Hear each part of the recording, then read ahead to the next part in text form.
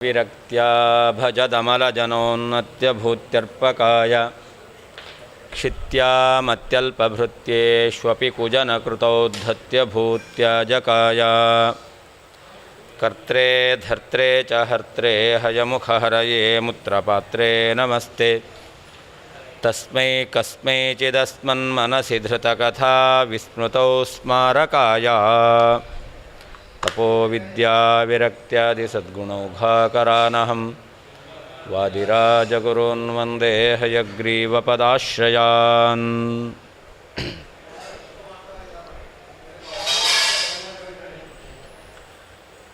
ಪ್ರಾಮಾಣ್ಯಂ ಸ್ವತಃ ಅಂತ ಅದರ ಬಗ್ಗೆ ವಿವರಣೆಯನ್ನು ನೀಡುತ್ತಾ ಇದ್ದಾರೆ. ನಿನ್ನೆ ದಿವಸ ಪ್ರಾಮಾಣ್ಯದ ಸ್ವತಸ್ತ್ವ ಒಂದು ಉತ್ಪತ್ತಿಯಲ್ಲಿ, ಇನ್ನೊಂದು ಜ್ಞಪ್ತಿಯಲ್ಲಿ ಅಂತ ಮನನ ಮಾಡಿದೆವು. ಜ್ಞಾನ ಉತ್ಪಾದಕ ಅಂದರೆ ಜನಕ ಮಾತ್ರ ಜನ್ಯವಾದದ್ದು ಸ್ವತಃ ಪ್ರಾಮಾಣ್ಯ. ಆದ್ದರಿಂದ ಇದನ್ನು ಉತ್ಪತ್ತೌ ಸ್ವತಃ ಎಂಬುದಾಗಿ ಹೇಳ್ತಾರೆ. ಜ್ಞಾನ ಗ್ರಾಹಕ ಮಾತ್ರ ಗ್ರಾಹ್ಯವಾಗಿದೆ, ಆದ್ದರಿಂದ ಇದನ್ನು ಜ್ಞಪ್ತಿಯಲ್ಲಿ ಸ್ವತಃ ಎಂಬುದಾಗಿ ಹೇಳ್ತಾರೆ ಅಂತ. ಮೇಲ್ನೋಟಕ್ಕೆ ಸ್ವತಃ ಅಂತ ಶಬ್ದ ಹೇಳಿದಾಗ ಬೇರೆ ಯಾವುದೂ ಇಲ್ಲ, ತನ್ನಷ್ಟಕ್ಕೆ ತಾನೇ ಅಂತ ಅರ್ಥ ತಿಳಿದು ಬರುತ್ತೆ. ಸ್ವತಃ ಅನ್ನೋದಕ್ಕೆ ತನ್ನಷ್ಟಕ್ಕೆ ತಾನೇ ಅಂತ ಅರ್ಥ ಅಲ್ಲ. ಪ್ರಾಮಾಣ್ಯವು ಜ್ಞಾನದಲ್ಲಿ ಸ್ವತಃ ಅಂತಂದರೆ ಜ್ಞಾನವು ಯಾವುದರಿಂದ ಉತ್ಪನ್ನವಾಗ್ತಾ ಇದೆಯೋ ಜ್ಞಾನದಲ್ಲಿ ಪ್ರಾಮಾಣ್ಯವು ಅದರಿಂದಲೇ ಉತ್ಪನ್ನವಾಗುತ್ತೆ ಅಂತ. ಜ್ಞಾನ ಜನಕ ಮಾತ್ರ ಜನ್ಯ. ಜ್ಞಾನಕ್ಕೆ ಯಾವುದು ಜನಕವೋ ಅಂದರೆ ಕಾರಣವೋ ಅದರಿಂದಲೇ ಜ್ಞಾನದಲ್ಲಿ ಪ್ರಾಮಾಣ್ಯವು ಹುಟ್ಟುತ್ತದೆ ಅಂತ. ಹಾಗೆ ಜ್ಞಾನವು ಯಾವುದರಿಂದ ಗೃಹೀತವಾಗುತ್ತೋ ಅದರಿಂದಲೇ ಜ್ಞಾನದ ಪ್ರಾಮಾಣ್ಯವೂ ಗೃಹೀತವಾಗುತ್ತೆ. ಇದನ್ನು ಜ್ಞಾನದ ಪ್ರಾಮಾಣ್ಯದ ಜ್ಞಪ್ತಿಯಲ್ಲಿ ಸ್ವತಸ್ತ್ವ ಎಂಬುದಾಗಿ ಕರೀತಾರೆ. ಇದನ್ನು ನಿನ್ನೆ ದಿವಸ ನಾವು ಮನನ ಮಾಡಿದೆವು. ಅಲ್ಲಿ ಜ್ಞಪ್ತಿ ಅಂದರೆ ಜ್ಞಾನ, ಜ್ಞಪ್ತಿ ಅಂದರೆ ಜ್ಞಾನ. ಜ್ಞಪ್ತವು ಅಂದರೆ ಪ್ರಾಮಾಣ್ಯದ ಜ್ಞಾನ, ಜ್ಞಾನ ವಿಷಯದಲ್ಲಿ ಸ್ವತಸ್ತ್ವ ಅಂತ. ಸ್ವತಃ ಅಂದರೆ ತನ್ನಷ್ಟಕ್ಕೆ ತಾನೇ ಅಂತ ಅರ್ಥ ಅಲ್ಲ. ಅಂದರೆ ಜ್ಞಾನವು ಯಾವುದರಿಂದ ಗೃಹೀತವಾಗುತ್ತೋ ಅದರಿಂದಲೇ ಜ್ಞಾನದ ಪ್ರಾಮಾಣ್ಯವು ಕೂಡ ಗೃಹೀತವಾಗುತ್ತೆ ಅಂತ. ಈಗ ಅದು ನೋಡಿ, ನಮಗೆ ಜ್ಞಾನ ಅಂತ ಶಬ್ದ ಪ್ರಯೋಗ ಮಾಡಿದಾಗ ಜ್ಞಾನ ಬಂತೋ ಇಲ್ವೋ? ಜ್ಞಾನ ಅಂತ ಶಬ್ದ ಪ್ರಯೋಗ ಮಾಡಿದ್ದರಿಂದ ಜ್ಞಾನ ಎಂಬತಕ್ಕಂಥ ಶಬ್ದದಿಂದ ಯಾವುದ್ರ ಜ್ಞಾನ ಬಂತು? ಜ್ಞಾನದ ಜ್ಞಾನ ಬಂತು ಅಲ್ವಾ? ಜ್ಞಾನ ಎಂಬತಕ್ಕಂಥ ಯಾವುದು ಬೇಕಾದ್ರೂ ಆಗ್ಬೋದು, ಎಲ್ಲ ಜ್ಞಾನವೂ ಕೂಡ.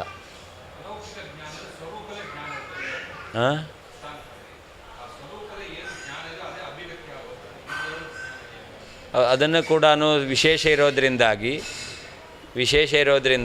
ಸಾಕ್ಷಿಯು ಅದನ್ನು ಗ್ರಹಿಸುತ್ತೆ. ಸ್ವರೂಪ ಆದರೂ ಕೂಡ ವಿಶೇಷ ಇರೋದರಿಂದಾಗಿ ಅದನ್ನು ಸಾಕ್ಷಿ ಗ್ರಹಿಸುತ್ತೆ. ವಿಶೇಷ ಅಂದರೆ ಅಭೇದೇಪಿ ಭೇದ ಕಾರ್ಯಕಾರಿ. ಸಾಕ್ಷಿಯನ್ನು ಗ್ರಹಿಸುತ್ತೋ ಇಲ್ವೋ? ಸಾಕ್ಷಿಯನ್ನು ಗ್ರಹಿಸುತ್ತೋ ಇಲ್ವೋ? ಹಾಗಾದರೆ ಸಾಕ್ಷಿಯಿಂದ ಸಾಕ್ಷಿಯ ಜ್ಞಾನ ಬಂತು, ಸಾಕ್ಷಿಯಿಂದ ಸಾಕ್ಷಿಯ ಜ್ಞಾನ ಬಂತು.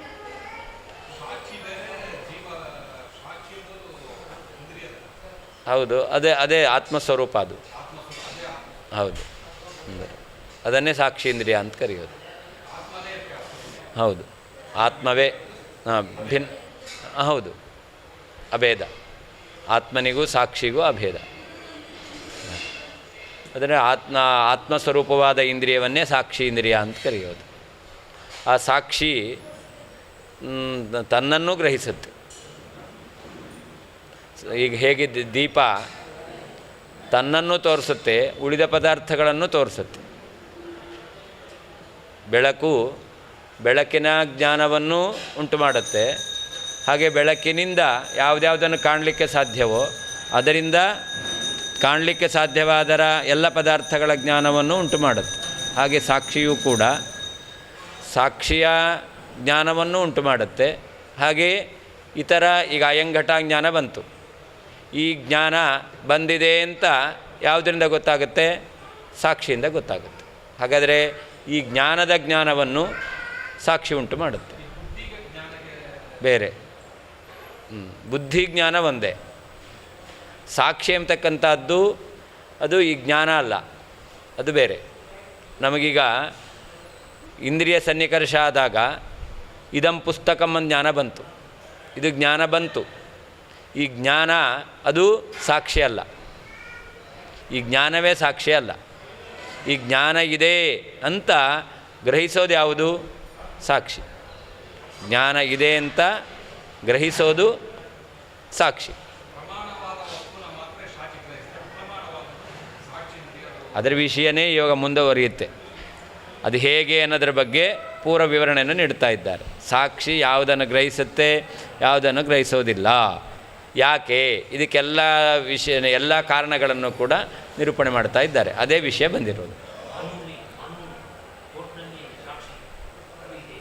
ಹಾಂ ಹಾಂ ಹಾಂ ಅದು ಬೇರೆ, ಅದೇ ಎವಿಡೆನ್ಸ್. ಅದು ಸಾಕ್ಷಿ ಅಂದರೆ ಎವಿಡೆನ್ಸ್, ಅದಲ್ಲ. ಇಲ್ಲಿ ಆತ್ಮಸ್ವರೂಪವಾಗಿರ್ತಕ್ಕಂಥದ್ದು ಅಂತದ್ದು.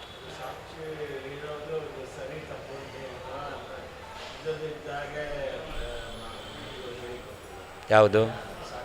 ಸಾಕ್ಷಿ ಯಾವಾಗಲೂ ಅದು ಸರಿಯಾದದ್ದನ್ನು ಮಾತ್ರ ಗ್ರಹಿಸುತ್ತೆ.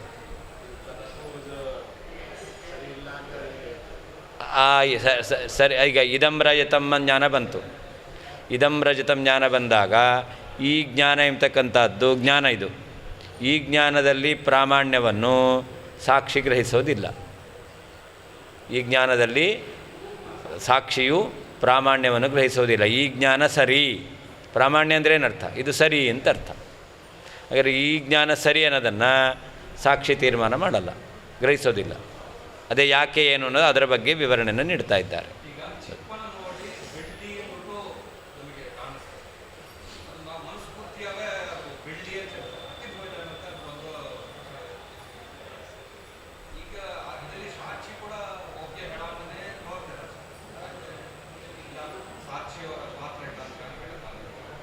ಅದಕ್ಕೆ ನಿಮ್ಮದಿಂದ ಉತ್ತರ ಬಂತು.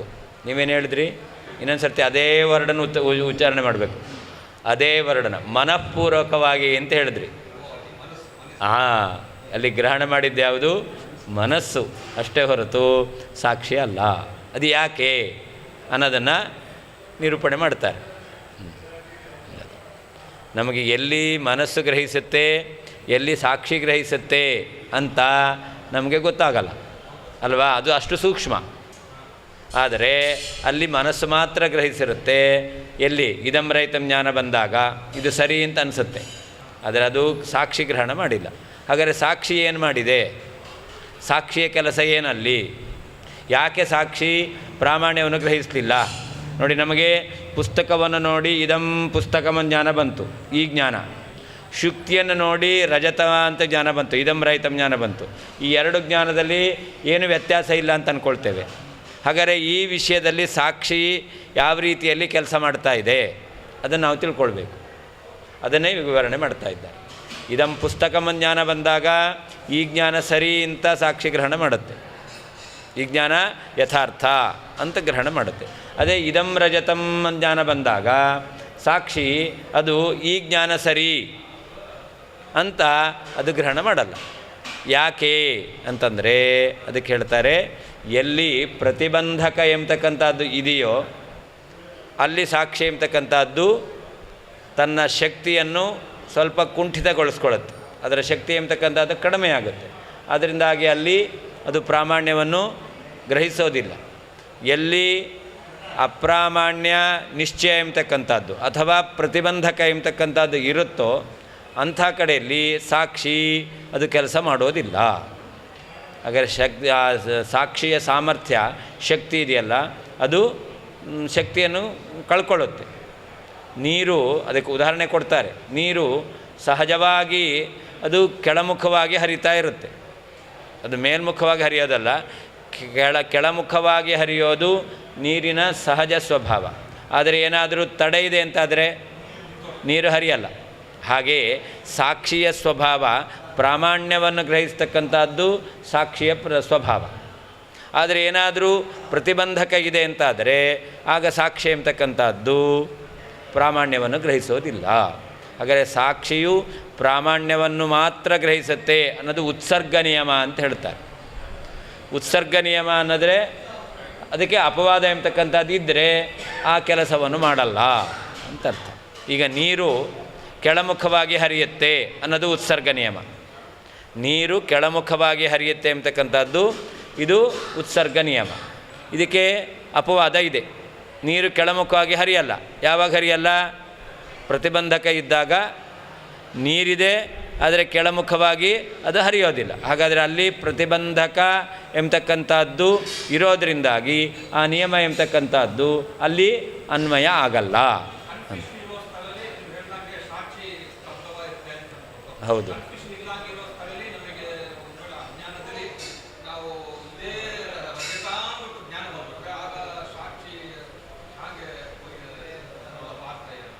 ಅಲ್ಲಿ ಸಾಕ್ಷಿ ಗ್ರಹಿಸಲಿಲ್ಲ. ಸರಿ, ಅದೇ ಇದಂ ರಜತಂ ಜ್ಞಾನ ಬಂತು, ಅಲ್ಲಿ ಕನ್ಫ್ಯೂಸ್ ಇಲ್ಲ ನಿಮಗೆ. ಇಲ್ಲಿ ಸಾಕ್ಷಿ ಎಂಬತಕ್ಕಂಥದ್ದು ಇಂದ್ರಿಯಗಳ ದೋಷ ಇದೆ ಎಂಬತಕ್ಕಂಥದ್ದನ್ನು ಗ್ರಹಿಸಿದೆ. ಆಯಿತಾ? ಇಂದ್ರಿಯ ದೋಷ ಇದೆ ಅಂತ ಸಾಕ್ಷಿ ಗ್ರಹಿಸಿದೆ. ಆದ್ದರಿಂದಾಗಿ ಆ ಜ್ಞಾನ ಸರಿ ಅಂತ ಸಾಕ್ಷಿ ಗ್ರಹಿಸಲ್ಲ, ಜ್ಞಾನವನ್ನು ಗ್ರಹಿಸುತ್ತೆ. ಇದಂ ರಹಿತಂ ಜ್ಞಾನ ಬಂದಿದೆ ಅಂತ ಸಾಕ್ಷಿ ಗ್ರಹಿಸುತ್ತೆ. ಆ ಜ್ಞಾನದಲ್ಲಿ ಪ್ರಾಮಾಣ್ಯ, ಯಥಾರ್ಥತ್ವ, ಅಂದರೆ ಇದು ಸರಿಯಾಗಿದೆ ಎಂಬತಕ್ಕಂಥ ಅಂಶವನ್ನು ಸಾಕ್ಷಿ ಗ್ರಹಿಸಲ್ಲ. ಯಾಕೆ? ಸಾಕ್ಷಿ ಅದು ಪ್ರತಿಬಂಧಕ ಇದೆ ಅನ್ನೋದನ್ನು ಸಾಕ್ಷಿ ಮನಗಂಡಿದೆ.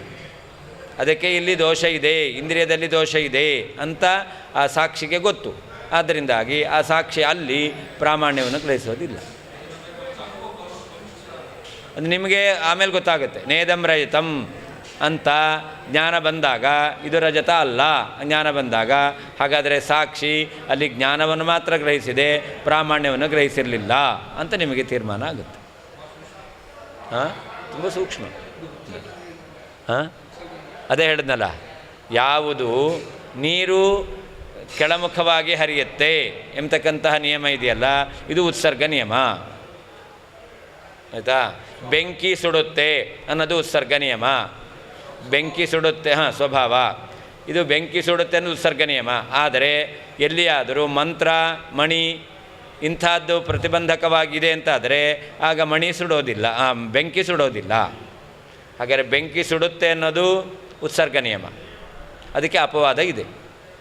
ಯಾವುದು ಉತ್ಸರ್ಗ ನಿಯಮ ಅಂತ ಹೇಳ್ತೇವೋ ಹೌದು ಹೌದು. ನನು ಮಿಥ್ಯಾಭೂತಮೇವ ಭೇದಂ ಭೇದವಾಕ್ ವದತಿ ಇತ್ಯತಃ ಮಾನತ್ವಸ್ಯ ಇತಿ ಅಂತ. ವೇದ ಭೇದವನ್ನು ತಿಳಿಸ್ತಾ ಇದೆ. ಭೇದ ಎಂಬತಕ್ಕಂಥದ್ದು ಅದು ಮಿಥ್ಯಾಭೂತವಾದ ಭೇದ ಅಂತ. ಅದ್ವೈತ ಮತ ಪ್ರಕಾರ ದ್ವಾಸುಪರ್ಣ ಸಯುಜಾ ಸಖಾಯ ಎಂಬತಕ್ಕಂಥ ಶ್ರುತಿ ಭೇದವನ್ನು ಪ್ರತಿಪಾದನೆ ಮಾಡ್ತಾ ಇದೆ ಅಂತ ಅವ್ರು ಹೇಳಿದರೂ ಕೂಡ ಅವರು ಮಿಥ್ಯಾಭೂತವಾದ ಭೇದವನ್ನು ಈ ವೇದವಾಕ್ಯ ಪ್ರತಿಪಾದನೆ ಮಾಡ್ತಾ ಇದೆ ಅಂತ ಹೇಳ್ತಾರೆ. ಅದಕ್ಕೆ ವಾದಿರಾಜರು ಉತ್ತರವನ್ನು ಕೊಡ್ತಾ ಇದ್ದಾರೆ. ಮಿಥ್ಯಾಭೂತಮೇವ ಭೇದಂ ಭೇದವಾಕ್ ವದತಿ ಅಂತ. ಭೇದವಾಕ್, ಭೇದವನ್ನು ಹೇಳ್ತಕ್ಕಂತಹ ವೇದದ ವಾಕ್ಯ. ಭೇದವನ್ನು ಹೇಳುವಂಥ ವೇದದ ವಾಕ್ಯ ಯಾವುದು? ಪ್ರಸಿದ್ಧವಾದದ್ದು ದ್ವಾಸುಪರ್ಣ ಸಯುಜಾ ಸಖಾಯ ಎಂಬತಕ್ಕಂತಹ ಈ ವೇದವಾಕ್ಯ. ಇದು ಭೇದವನ್ನು ಹೇಳ್ತಾ ಇದೆ. ಎಂಥ ಭೇದವನ್ನು ಹೇಳ್ತಾ ಇದೆ? ಮಿಥ್ಯಾಭೂತ ಭೇದವನ್ನು ಹೇಳ್ತಾ ಇದೆ ಅಂತ. ಮಿಥ್ಯಾಭೂತಮೇವ ಭೇದಂ ವದತಿ ಅಂತ. ಈ ರೀತಿಯಲ್ಲಿ ಯಾಕಾಗಬಾರ್ದು ಅಂತ ಪ್ರಶ್ನೆ ಬಂದರೆ ಅದಕ್ಕೆ ಹೇಳ್ತಾರೆ ಮಾನತ್ವಸ್ಯ ಸ್ವತಸ್ತ್ವೇನ. ನಿಮಗೆ ವೇದವಾಕ್ಯದಿಂದ ಭೇದಜ್ಞಾನ ಎಂಬತಕ್ಕಂಥದ್ದು ಬಂದಿದೆ ಅಂತಾದರೆ ಆ ಜ್ಞಾನದಲ್ಲಿ ಪ್ರಾಮಾಣ್ಯ ಎಂಬತಕ್ಕಂಥದ್ದು ಸ್ವತಃ. ಪ್ರಾಮಾಣ್ಯವು ಸ್ವತಃ, ಪ್ರಾಮಾಣ್ಯದಲ್ಲಿ ಸ್ವತಃತ್ವವನ್ನು ಒಪ್ಪಿರೋದ್ರಿಂದ ಭೇದವಾಕ್ಯದಿಂದ ಭೇದಜ್ಞಾನ ಬಂದಿದೆ ಅಂತಾದರೆ ಆ ಜ್ಞಾನವು ಏನಾಗಬೇಕು? ಪ್ರಮಾಣವೂ ಆಗಿರಬೇಕು ಅಂತ. ಭೇದವಾಕ್ಯದಿಂದ ಭೇದಜ್ಞಾನ ಬಂದರೆ ಭೇದಜ್ಞಾನದಲ್ಲಿ ಪ್ರಾಮಾಣ್ಯ ಎಂಬತಕ್ಕಂಥದ್ದು ಸ್ವತಃ ಅಂತ ಹೇಳೋದ್ರಿಂದ ಅಲ್ಲಿ ಸ್ವತಃತ್ವವೂ ಕೂಡ ಅಂದರೆ ಪ್ರಾಮಾಣ್ಯವೂ ಕೂಡ ಆ ಜ್ಞಾನದಲ್ಲಿ ಗೃಹೀತವಾಗುತ್ತೆ ಅಂತ. ಭೇದವಾಕ್ಯ ಜನಿತ ಭೇದಜ್ಞಾನಸ್ಯ ಯನ್ಮಾನತ್ವಂ ತದ್ವತಿ ತದ್ವತ್ ಪ್ರಕಾರಕತ್ವಲಕ್ಷಣ ಪ್ರಮಾಣತ್ವಂ ತಸ್ಯ ಸ್ವತಸ್ತ್ವೇನ. ಅದಕ್ಕರ್ಥ ದೋಷಾಭಾವೇ ಜ್ಞಾನಕರಣ ಮಾತ್ರ ಜನ್ಯತ್ವೇನ ಇತ್ಯರ್ಥ ಅಂತ. ಭೇದವಾಕ್ಯದಿಂದ ಜ್ಞಾನ ಬರುತ್ತೆ. ಯಾವುದ್ರ ಜ್ಞಾನ ಬರುತ್ತೆ? ಭೇದದ ಜ್ಞಾನ ಬರುತ್ತೆ. ದ್ವಾಸುಪರ್ಣ ಸಯುಜ ಸಾಯಖಾಯ ಎಂಬತಕ್ಕಂಥದ್ದು ಭೇದವಾಕ್ಯ. ಈ ಭೇದವಾಕ್ಯದಿಂದ ಯಾವುದ್ರ ಜ್ಞಾನ ಬರುತ್ತೆ? ಭೇದಜ್ಞಾನ ಬರುತ್ತೆ. ಅದರಿಂದ ಭೇದವಾಕ್ಯ ಜನಿತ ಭೇದಜ್ಞಾನ. ಈ ಭೇದಜ್ಞಾನ ಎಂಬತಕ್ಕಂಥದ್ದು ಅದು ಮಾನ, ಪ್ರಮಾಣ ಅಂತ ಅರ್ಥ. ಭೇದಜ್ಞಾನವು ಪ್ರಮಾಣ. ಪ್ರಮಾಣದ ಲಕ್ಷಣ ಏನು? ಪ್ರಮಾಣ ಪದ್ಧತಿಯಲ್ಲಿ ಪ್ರಮಾಣದ ಲಕ್ಷಣವನ್ನು ಹೇಳಿದ್ದಾರೆ. ಪ್ರಮಾಣ ಚಂದ್ರಿಕಾದಲ್ಲಿ ಪ್ರಮಾಣ ಲಕ್ಷಣ ಹೇಳಿದ್ದಾರೆ. ಪ್ರಮಾಣ ಲಕ್ಷಣ ಅಂದ್ರೇನು? ಯಥಾವಸ್ಥಿತ ಜ್ಞೇಯ ವಿಷಯೀಕಾರಿತ್ವ ಅಂತ ಹೇಳ್ತಾರೆ. ಇದನ್ನೇ ಇಲ್ಲಿ ಇನ್ನೊಂದು ರೀತಿ ಹೇಳ್ತಾರೆ, ತದ್ವತಿ ತತ್ಪ್ರಕಾರಕತ್ವ ಲಕ್ಷಣ ಪ್ರಮಾಣತ್ವಂ. ಈಗ ಅಯಂಘಟ ಜ್ಞಾನ ಬಂತು, ಅಥವಾ ಇದಂ ಪುಸ್ತಕಂ ಜ್ಞಾನ ಬಂತು. ಈ ಇದಂ ಪುಸ್ತಕಂ ಜ್ಞಾನ ಇದೆಯಲ್ಲ, ಈ ಜ್ಞಾನ ಏನನ್ನು ಗ್ರಹಿಸ್ತಾ ಇದೆ? ಇದಂ ಪುಸ್ತಕಂ ಎಂಬತಕ್ಕಂತಹ ಜ್ಞಾನ ಬಂದಾಗ ಈ ಜ್ಞಾನ ಏನನ್ನು ವಿಷಯೀಕರಿಸ್ತಾ ಇದೆ? ಪುಸ್ತಕವನ್ನು ವಿಷಯೀಕರಿಸ್ತಾ ಇದೆ. ಅಷ್ಟೇ ಅಲ್ಲ, ಪುಸ್ತಕದಲ್ಲಿ ಪುಸ್ತಕತ್ವ ಎಂಬತಕ್ಕಂತಹ ಧರ್ಮವೂ ಇದೆ ಅನ್ನೋದನ್ನು ವಿಷಯೀಕರಿಸ್ತಾ ಇದೆ. ಪುಸ್ತಕಂ ಜ್ಞಾನ ಬಂದರೆ ಇದು ಪುಸ್ತಕತ್ವ ಪ್ರಕಾರಕ ಪುಸ್ತಕ ವಿಶೇಷಕ ಜ್ಞಾನ ಅಂತ ಹೇಳ್ತಾರೆ. ಇದಂ ಪುಸ್ತಕಂ ಜ್ಞಾನ ಬಂದರೆ ಇದು ಪುಸ್ತಕ ಎಂಬತಕ್ಕಂತಹ ಧರ್ಮಿಯನ್ನು ವಿಷಯೀಕರಿಸ್ತಾ ಇದೆ. ಕೇವಲ ಧರ್ಮಿ ಜ್ಞಾನ ಬರಲ್ಲ. ಧರ್ಮಿ ಜ್ಞಾನ ಬರಬೇಕಾದ್ರೆ ಧರ್ಮಿಯಲ್ಲಿರುವಂಥ ಧರ್ಮದ ಜ್ಞಾನವೂ ಬರುತ್ತೆ. ಇದನ್ನೇ ಪ್ರಕಾರ ಅಂತ ಹೇಳ್ತಾರೆ. ಹಾಗಾದರೆ ಈ ಧರ್ಮಿಯಾದದ್ದು ಪುಸ್ತಕ. ಪುಸ್ತಕದಲ್ಲಿರ್ತಕ್ಕಂಥ ಧರ್ಮ ಯಾವುದು? ಪುಸ್ತಕತ್ವ. ಹಾಗಾದರೆ ಇದಂ ಪುಸ್ತಕಂ ಜ್ಞಾನ ಬಂತು ಅಂತಂದರೆ ಈ ಜ್ಞಾನವನ್ನು ಏನಂತ ಕರೀತಾರೆ? ಪುಸ್ತಕತ್ವ ಪ್ರಕಾರಕ. ಪುಸ್ತಕತ್ವವು ವಿಶೇಷಣತೆಯ ತೋರ್ತಾ ಇದೆ, ಧರ್ಮತೆಯ ತೋರ್ತಾ ಇದೆ, ಅದನ್ನೇ ಪ್ರಕಾರತೆಯ ತೋರ್ತಾ ಇದೆ ಅಂತ ಹೇಳ್ತಾರೆ. ಪುಸ್ತಕದಲ್ಲಿ ಪುಸ್ತಕತ್ವವನ್ನು ಈ ಜ್ಞಾನ ವಿಷಯೀಕರಿಸ್ತಾ ಇದೆ.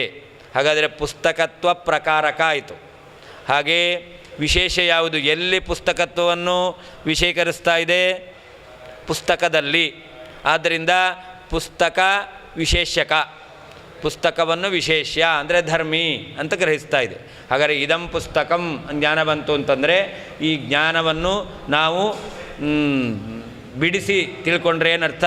ಪುಸ್ತಕತ್ವ ಪ್ರಕಾರಕ ಪುಸ್ತಕ ವಿಶೇಷಕ ಜ್ಞಾನ ಅಂತ ಕರೀತಾರೆ.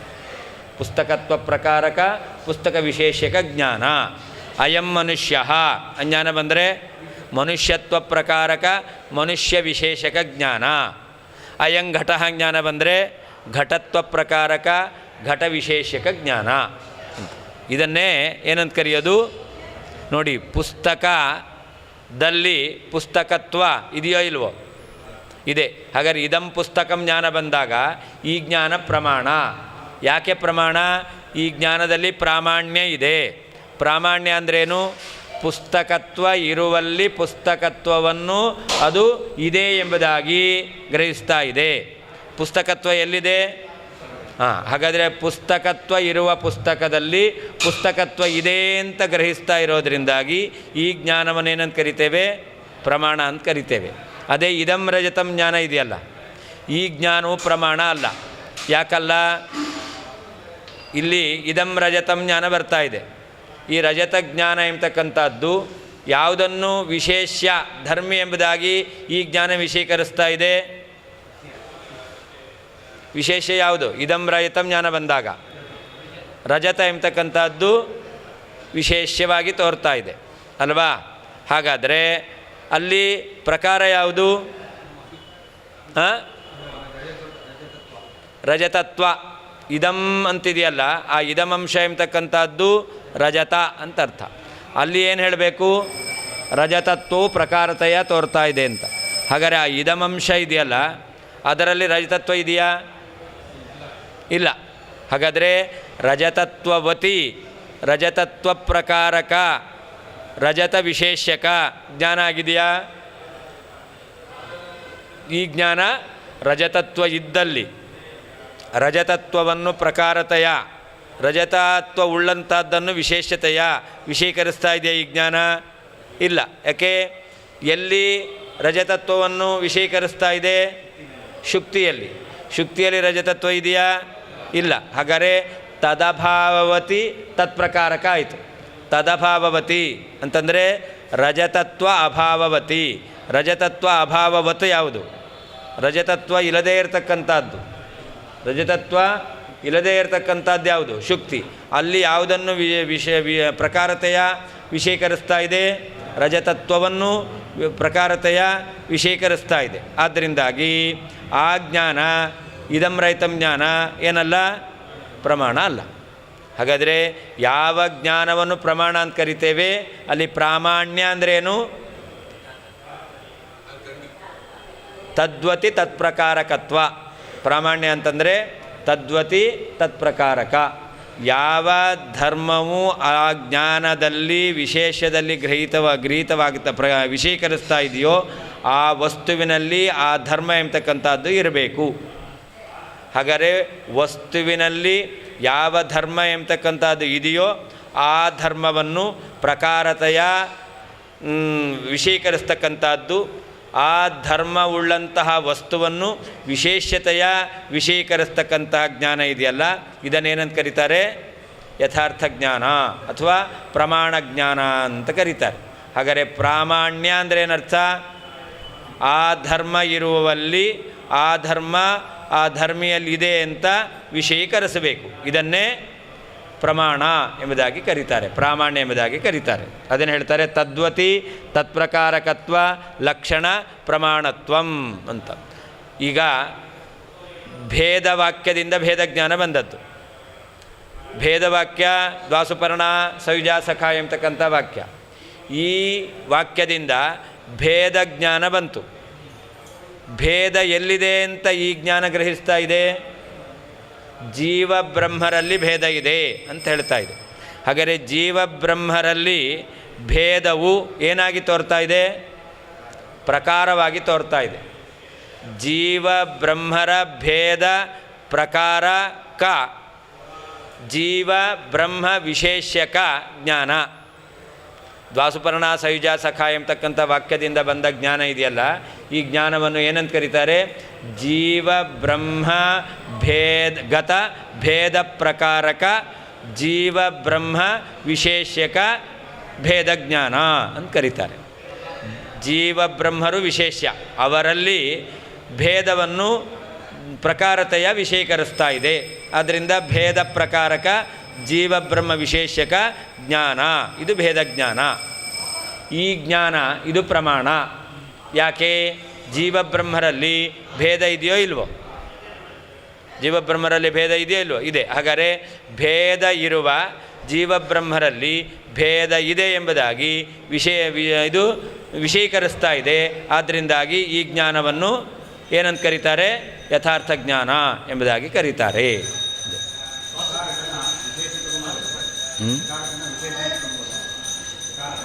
ಪ್ರಕಾರ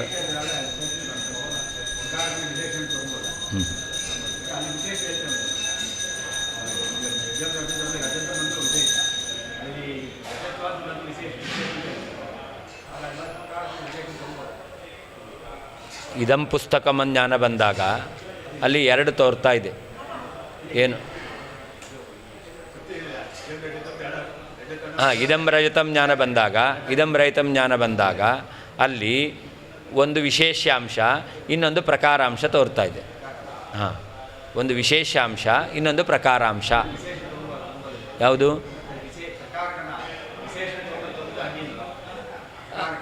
ಪ್ರಕಾರವನ್ನು ವಿಶೇಷ ಅಂತ ತೊಗೊಳ್ಳಿಕ್ಕೆ ಹೇಗಾಗುತ್ತೆ?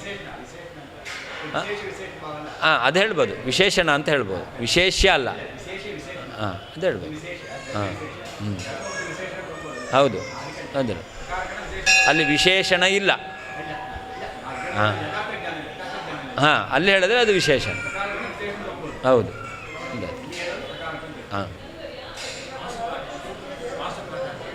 ದ್ವಾಸುಪರ್ಣ, ದ್ವೌ ಸುಪರ್ಣೌ, ದ್ವೌ ಎರಡು, ಸುಪರ್ಣೌ ಹಕ್ಕಿಗಳು ಅಂತರ್ಥ. ಸಯುಜೌ ಒಟ್ಟಿಗೆ ಇರ್ತಕ್ಕಂಥವುಗಳು, ಸಖಾಯೌ ಮಿತ್ರವಾಗಿರ್ತಕ್ಕಂಥವುಗಳು ಅಂತರ್ಥ. ದ್ವೌ ಸುಪರ್ಣೌ ಸಯುಜೌ ಸಖಾಯೌ ಅಂತರ್ಥ.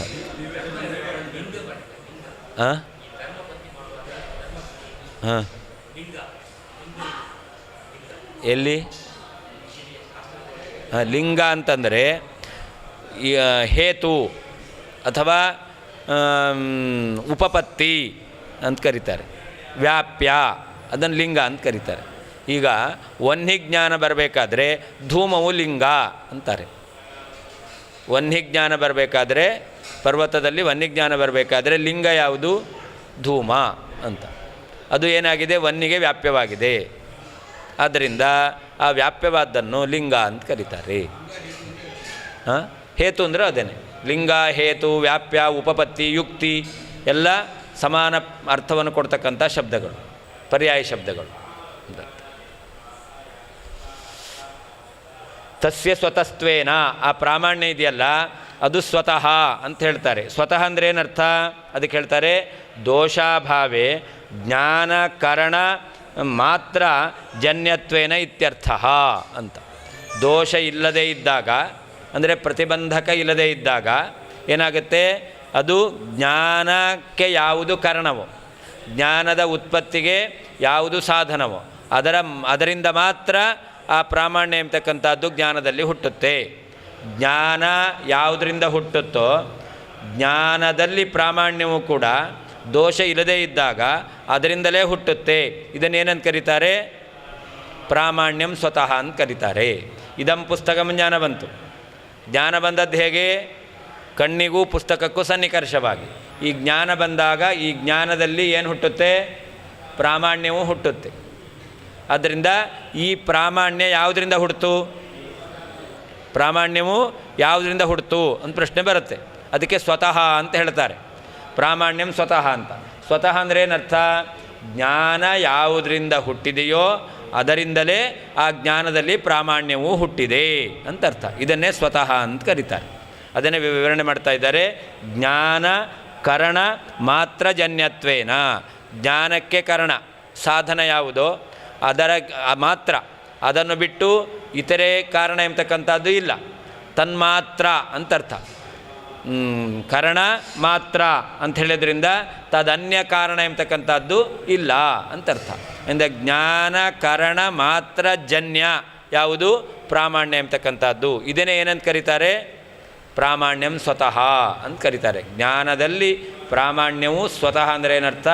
ಜ್ಞಾನವು ಯಾವುದರಿಂದ ಹುಟ್ಟಿದೆಯೋ ಜ್ಞಾನದಲ್ಲಿ ಪ್ರಾಮಾಣ್ಯವು ಅದರಿಂದಲೇ ಹುಡ್ತಾ ಇದೆ. ಇದನ್ನೇ ಜ್ಞಾನದಲ್ಲಿರ್ತಕ್ಕಂತಹ ಉತ್ಪತ್ತಿಯಲ್ಲಿ ಪ್ರಾಮಾಣ್ಯಂ ಸ್ವತಃ ಎಂಬುದಾಗಿ ಹೇಳ್ತಾರೆ. ಸಾ ಭೇದವಾಕ್ ಅತತ್ವಂ ಶ್ಲೋಕದಲ್ಲಿ ನ ಅತತ್ವಂ ವದೇತ್ ಕ್ವಚಿತ್ ಅಂತಿದೆ. ಅದಕ್ಕೆ ಅತತ್ವಂ ಅಂದರೆ ಏನರ್ಥ? ಮಿಥ್ಯಾಭೂತ ಭೇದ ರೂಪ ಅರ್ಥಂ ಕ್ವಚಿದಪಿ ನ ವದೇತ್. ಭೇದವಾಕ್ಯ ಇದೆಯಲ್ಲ, ದ್ವಾಸುಪರ್ಣ ಸಯುಜ ಸಖಾಯ ಎಂಬತಕ್ಕಂತಹ ಈ ಭೇದ ವಾಕ್ಯ ಎಂಬತಕ್ಕಂಥದ್ದು ಅತತ್ವಂ ನ ವದೇತ್ ಕ್ವಚಿತ್ ಅಂತ. ಅತತ್ವ ಅಂದರೆ ಏನರ್ಥ? ಮಿಥ್ಯಾಭೂತವಾದಂತಹ ಭೇದ. ಈ ಭೇದ ಎಂಬತಕ್ಕಂಥದ್ದು ಅಪ್ರಾಮಾಣಿಕ, ಮಿಥ್ಯಾಭೂತವಾದದ್ದು ಎಂಬುದಾಗಿ ಮಿಥ್ಯಾಭೂತ ಭೇದ ರೂಪ ಅರ್ಥಂ ನ ವದೇತ್ ಯಾವತ್ತೂ ಕೂಡ ಹೇಳೋದಿಲ್ಲ. ಈ ದ್ವಾಸುಪರ್ಣ ಸಯುಜ ಸಖಾಯ ಎಂಬತಕ್ಕಂಥ ವಾಕ್ಯ ಇದು ಭೇದವನ್ನು ತಿಳಿಸ್ತಾ ಇದೆ. ಈ ಭೇದವನ್ನು ಮಿಥ್ಯಾ ಎಂಬುದಾಗಿ ಹೇಳೋದಿಲ್ಲ. ಅರ್ಥಾತ್ ಮಿಥ್ಯಾಭೂತವಾದ ಭೇದವನ್ನು ಈ ವಾಕ್ಯವು ಹೇಳ್ತಾ ಇಲ್ಲ. ಆವಯೋಹ ಮತೆ ಪ್ರಾಮಾಣ್ಯಸ್ಯ ಸ್ವತಸ್ತ್ವೇನ ಔತ್ಸರ್ಗಿಕತ್ವಾತ್ ಭೇದವಾಕ್ಯಜನಿತಂ ಜ್ಞಾನಂ ಉತ್ಸರ್ಗತಃ ಪ್ರಮೈವ ಭವೇತ್. ಆವಯೋರ್ಮತೆ, ನಮ್ಮ ಮತ ಅಂತಂದರೆ ಇಬ್ಬರ ಮತ, ನಮ್ಮಿಬ್ಬರ ಮತ ಅಂತಂದರೆ ಅದ್ವೈತ ಮತ ಮತ್ತು ದ್ವೈತ ಮತ. ಎರಡೂ ಮತದಲ್ಲಿ ಪ್ರಾಮಾಣ್ಯಂ ಸ್ವತಃ ಅಂತ ಒಪ್ಪಿದ್ದೇವೆ. ಪ್ರಾಮಾಣ್ಯಂ ಸ್ವತಃ ಅಂದ್ರೇನು? ಇವಾಗ ಅರ್ಥ ಆಯ್ತಲ್ಲ. ಜ್ಞಾನ ಯಾವುದರಿಂದ ಬರುತ್ತೋ ಅದರಿಂದಲೇ ಜ್ಞಾನದಲ್ಲಿ ಪ್ರಾಮಾಣ್ಯವು ಕೂಡ ಹುಟ್ಟುತ್ತೆ ಎಂಬತಕ್ಕಂಥದ್ದು ಇದೇ ಪ್ರಾಮಾಣ್ಯ ಸ್ವತಸ್ತ್ವ.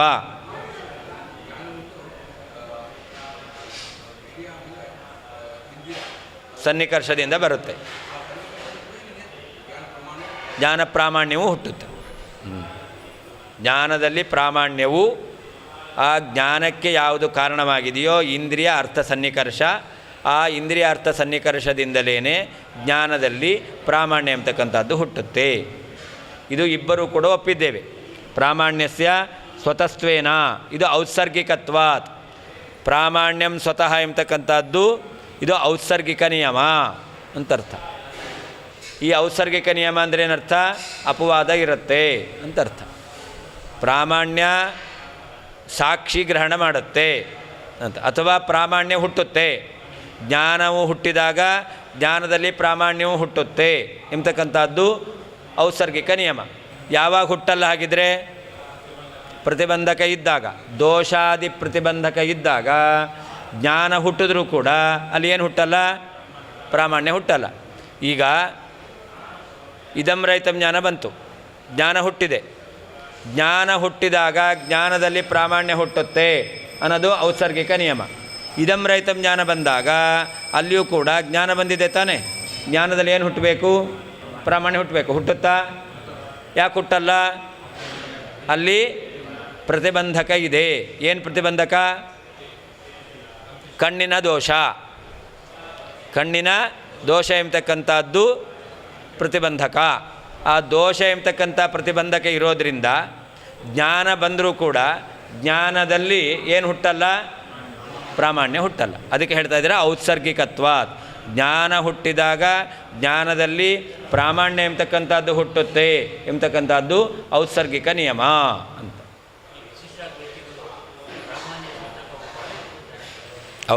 ಅವ್ರ ಮತ ಪ್ರಕಾರ ಅಪ್ರಾಮಾಣ್ಯ ಜ್ಞಾನವೇ ಇಲ್ಲ. ವಿಶಿಷ್ಟಾದ್ವೈತ ಮತದಲ್ಲಿ ಅಪ್ರಾಮಾಣ್ಯ ಜ್ಞಾನವೇ ಇಲ್ಲ. ಹೌದು ಅಂತಾದರೆ ಅದರಿಂದಾಗಿ ಅಲ್ಲಿ ಪ್ರಾಮಾಣ್ಯಂ ಸ್ವತಃ ಅಪ್ರಾಮಾಣ್ಯಂ ಪರತಃ ಅಂತ ಅವ್ರು ಹೇಳೋದೇ ಇಲ್ಲ.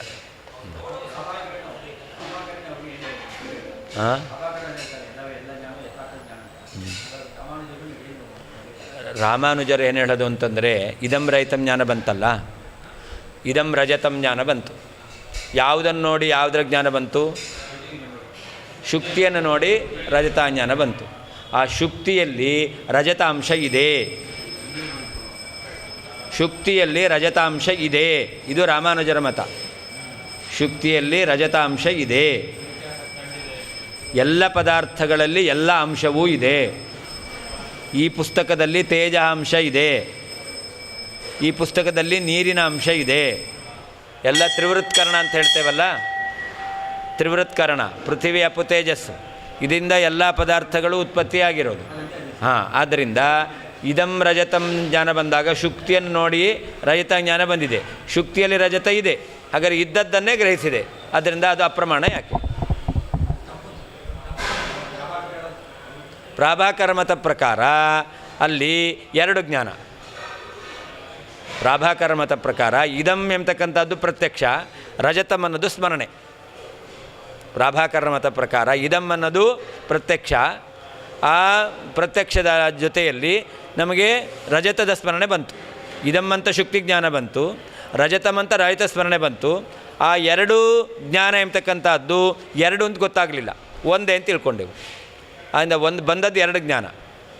ಅದರಿಂದಾಗಿ ರಜತ ಸ್ಮರಣೆಯೂ ಕೂಡ ಅದು ಸತ್ಯ, ಇದಂ ಎಂಬತಕ್ಕಂಥದ್ದು ಶುಕ್ತಿ ಜ್ಞಾನ ಬಂತು ಅದು ಸತ್ಯ. ಅದರಿಂದಾಗಿ ಐತಾರ್ಥ ಜ್ಞಾನ ಇಲ್ಲ. ಯಾರ? ಹೌದು ಹೌದು ಇಲ್ಲ. ಹೌದು ಪ್ರಾಭಾಕರರು ಹೌದು, ಸ್ಮರಣೆ ಯಥಾರ್ಥ ತಾನೇ. ಸ್ಮರಣೆ ನಿನ್ನೆ ಊಟ ಮಾಡಿದ್ದು ಸ್ಮರಣೆ ಬಂತು, ಯಥಾರ್ಥ ತಾನೇ. ಹಾಂ, ಹಾಗಾದರೆ ಇದಮ್ಮಂತ ಶುಕ್ತಿಯ ಜ್ಞಾನೇ ಬಂದದ್ದು. ಶುಕ್ತಿ ಇದೆ ತಾನೇ, ಎರಡೂ ಯಥಾರ್ಥವೇ, ಐತಾರ್ಥ ಎಲ್ಲಿದೆ ಅಂತ ಇದು ಪ್ರಾಭಾಕರವನ್ನು. ಇದಂ ರಹಿತಂ ಜ್ಞಾನ ಬಂದದ್ದು ಜ್ಞಾನದ್ವಯ ಎಂಬತಕ್ಕಂಥದ್ದು, ಒಂದು ಪ್ರತ್ಯಕ್ಷ ಇನ್ನೊಂದು ಸ್ಮರಣ ಎಂಬುದಾಗಿ ಎರಡು ಜ್ಞಾನ ಅಂತ ಪ್ರಾಭಾಕರ ಮತ. ವಿಶಿಷ್ಟಾದ್ವೈತ ಮತದಲ್ಲಿ ಇದಂ ರಹಿತಂ ಜ್ಞಾನ ಬಂತು ಅಂತಂದರೆ ಶುಕ್ತಿಯಲ್ಲಿ ರಜತಾಂಶ ಇದೆ, ಅಲ್ಪವಾಗಿರ್ತಕ್ಕಂಥ ರಜತಾಂಶವನ್ನು ಗ್ರಹಿಸುತ್ತೆ, ಬಹಳವಾಗಿರ್ತಕ್ಕಂತಹ ಶುಕ್ತಿಯಂಶವನ್ನು ಗ್ರಹಿಸಲ್ಲ ಅಂತ ಅವರು ಹೇಳ್ತಾರೆ ರಾಮಾನುಜರ. ಆದ್ದರಿಂದ ಅಲ್ಲಿಯೂ ಕೂಡ ಅಪ್ರಮಾಣ್ಯ ಇಲ್ಲ. ಹಾಂ ಅಲ್ಲ, ಇದಂ ರಹಿತ ಎಂಬತಕ್ಕಂಥದ್ದು, ಈ ಜ್ಞಾನ ಎಂಬತಕ್ಕಂಥದ್ದು ಪ್ರಮಾಣವೇ, ಅಪ್ರಮಾಣ ಅಲ್ಲ ವಿಶಿಷ್ಟಾದ್ವೈತ ಮತದಲ್ಲಿ. ಅಲ್ಲ, ಅದು ಅವರ ಪ್ರಾಭಾಕರದ್ದು ತಪ್ಪು, ವಿಶಿಷ್ಟಾದ್ವೈತಗಳದ್ದು ತಪ್ಪು, ಎಲ್ಲರದ್ದು ತಪ್ಪು.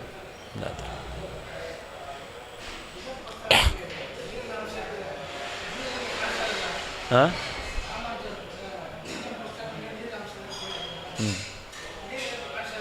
ಕಾಣಿಸಲ್ಲ, ಯಾಕೆಂದರೆ ಪೃಥ್ವಿಯ ಅಂಶ ಜಾಸ್ತಿ ಇದೆ, ಪೃಥ್ವಿಯ ಅಂಶ ಜಾಸ್ತಿ ಇದೆ.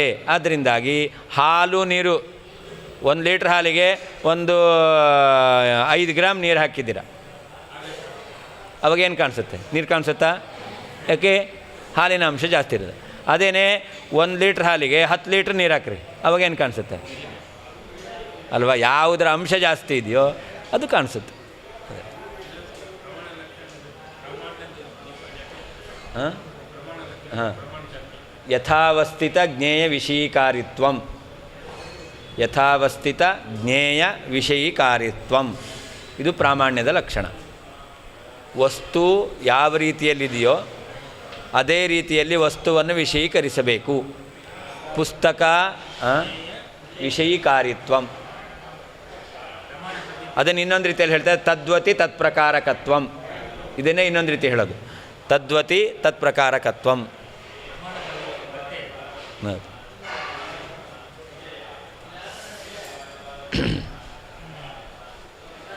ಆದ್ದರಿಂದ ಭೇದವಾಕ್ಯದಿಂದ ಬಂದಂತಹ ಜ್ಞಾನ ಏನಾಗಬೇಕು?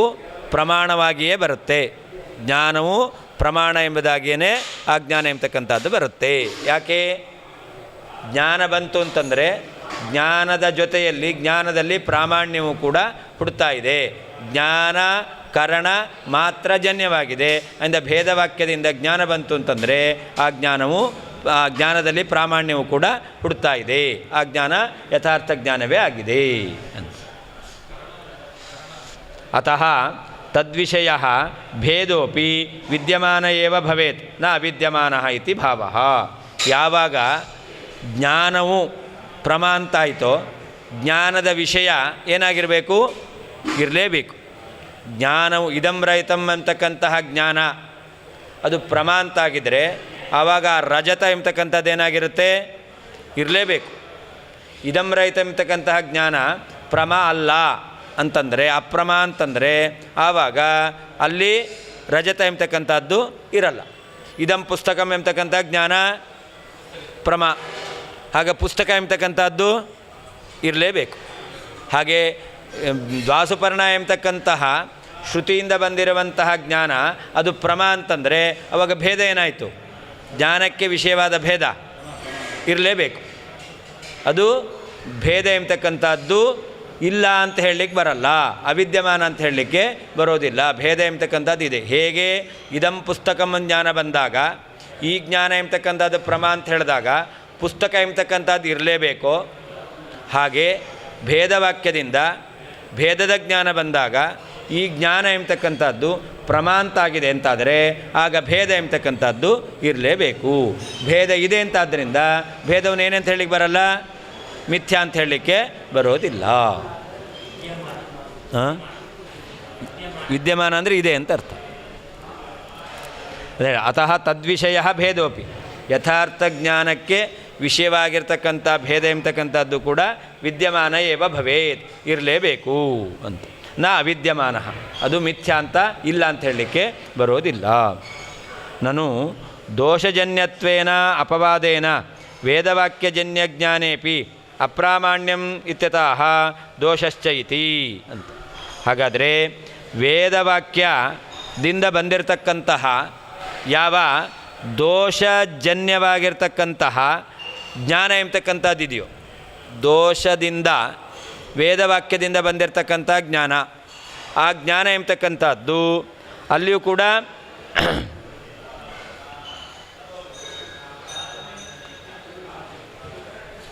ದೋಷಜನ್ಯತ್ವೇನ ಅಪವಾದೇನ ವೇದವಾಕ್ಯಜನ್ಯ ಜ್ಞಾನೇಪಿ ಅಪ್ರಾಮಾಣ್ಯಂ ಇತ್ಯತಃ ದೋಷಶ್ಚ.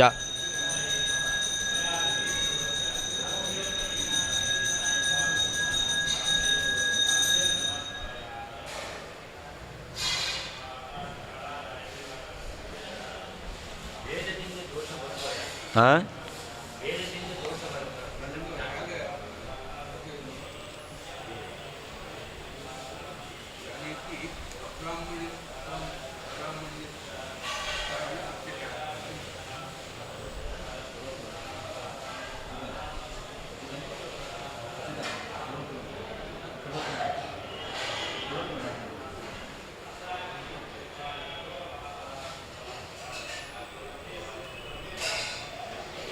ವೇದವಾಕ್ಯದಿಂದ ಭೇದಜ್ಞಾನ ಬಂದಿದೆ. ಆದರೆ ವೇದದ ವಾಕ್ಯದಿಂದ ಭೇದಬೋಧಕವಾದಂತಹ ವೇದವಾಕ್ಯದಿಂದ ಭೇದಜ್ಞಾನ ಬಂದಿದೆ. ಆದರೆ ಅಲ್ಲಿಯೂ ಕೂಡ ದೋಷವಶಾತ್ ಭೇದಜ್ಞಾನ ಬಂದಿದೆ, ದೋಷವಶಾತ್ ಭೇದಜ್ಞಾನ ಬಂದಿದೆ. ಆದ್ದರಿಂದ ಭೇದಜ್ಞಾನವೂ ಕೂಡ ಅಪ್ರಮಾಣ ಅಂತ ಹೇಳೋಣ. ಹಿಂದೆ ಹೇಳಿದ್ದು ಸರಿಯಾದಂತಹ ತಿಳುವಳಿಕೆ ಇಲ್ಲದೇನೆ ನಿಮಗೆ ಬೋಧಕವಾದ ವಾಕ್ಯದಿಂದ ಜ್ಞಾನ ಬಂದಿದೆ. ಹೌದು, ಆ ಭೇದ ಎಂಬತಕ್ಕಂಥದ್ದು ವಾಸ್ತವಿಕವಾಗಿಲ್ಲ. ಭೇದ ಎಂಬತಕ್ಕಂಥದ್ದು ಈಗ ಕಣ್ಣಿಗೆ ಬೆರಳನ್ನು ಹಿಡ್ಕೊಂಡ್ರೆ ಎರಡು ವ್ಯಕ್ತಿ ಕಾಣಿಸುತ್ತೆ ಅಲ್ವಾ? ಅಲ್ಲಿ ಎರಡು ವ್ಯಕ್ತಿ ಇದ್ದಾರಾ? ಇಲ್ಲ. ಹಾಗಾದರೆ ಎರಡು ವ್ಯಕ್ತಿ ಇಲ್ದಿದ್ರೂ ಕೂಡ ಎರಡು ಕಾಣಿಸ್ತು, ಹೌದಲ್ವೋ? ಅವಾಗೇನು ಹೇಳ್ತೀರಾ? ಇದು ದೋಷಜನ್ಯವಾಗಿದೆ ಅಂತ ಹೇಳಿದ್ರಿಂದ ಭೇದ ಏನಾಯ್ತದು? ಮಿಥ್ಯ ಆಗಿದೆ ಅಲ್ವಾ? ಹಾಗೆ ಜೀವಬ್ರಹ್ಮರ ಭೇದವನ್ನು ಈ ವಾಕ್ಯ ಹೇಳ್ತಾ ಇದೆ ಅಂತ ಹೇಳ್ತಾ ಇದ್ದೀರ. ಈ ಜೀವಬ್ರಹ್ಮರ ಭೇದ ಎಂಬತಕ್ಕಂಥದ್ದನ್ನು ಹೇಳ್ತಾ ಇದೆಯಲ್ಲ, ಈ ಭೇದ ಜ್ಞಾನ ಪ್ರಮಾಣ ಆಗಬೇಕು ಅಂತ. ಆದರೆ ಈ ಭೇದ ಜ್ಞಾನ ಬರ್ತಾ ಇದೆಯಲ್ಲ, ಇದು ಕೂಡ ದೋಷವಶಾತ್ ಬಂದಿದೆ. ಆದ್ದರಿಂದ ಅಲ್ಲಿ ಪ್ರಾಮಾಣ್ಯ ಎಂಬತಕ್ಕಂಥದ್ದು ಒಪ್ಪಲಿಕ್ಕೆ ಬರಲ್ಲ, ಅಪ್ರಮಾಣವೇ ಅಂತ ಹೇಳ್ಬೋದಲ್ಲ. ಹಾಂ, ಅವರು ಪ್ರಶ್ನೆ ಮಾಡ್ತಾರೆ, ನಾವು ಹೇಳಿದೆವು ಭೇದವಾಕ್ಯದಿಂದ ಭೇದಜ್ಞಾನ ಬಂದಿದೆ, ಆ ಭೇದಜ್ಞಾನ ಎಂಬತಕ್ಕಂಥದ್ದು ಪ್ರಮಾಣ ಅಂತ. ಅದಕ್ಕೆ ಅವ್ರು ಹೇಳ್ತಾರೆ ಭೇದವಾಕ್ಯದಿಂದ ಭೇದಜ್ಞಾನ ಬಂದಿರಬಹುದು, ಆದರೆ ಅಲ್ಲಿ ದೋಷವಶಾತ್ ಭೇದಜ್ಞಾನ ಬಂದಿದೆ, ಅದರಿಂದಾಗಿ ಅಲ್ಲಿ ಅಪ್ರಾಮಾಣ್ಯ ಎಂಬತಕ್ಕಂಥದ್ದು ಹೇಳ್ಬೋದಲ್ಲ ಅಂತ ಪ್ರಶ್ನೆ ಮಾಡಿದ್ರೆ ಅದಕ್ಕೆ ಉತ್ತರವನ್ನು ಕೊಡ್ತಾ ಇದ್ದಾರೆ.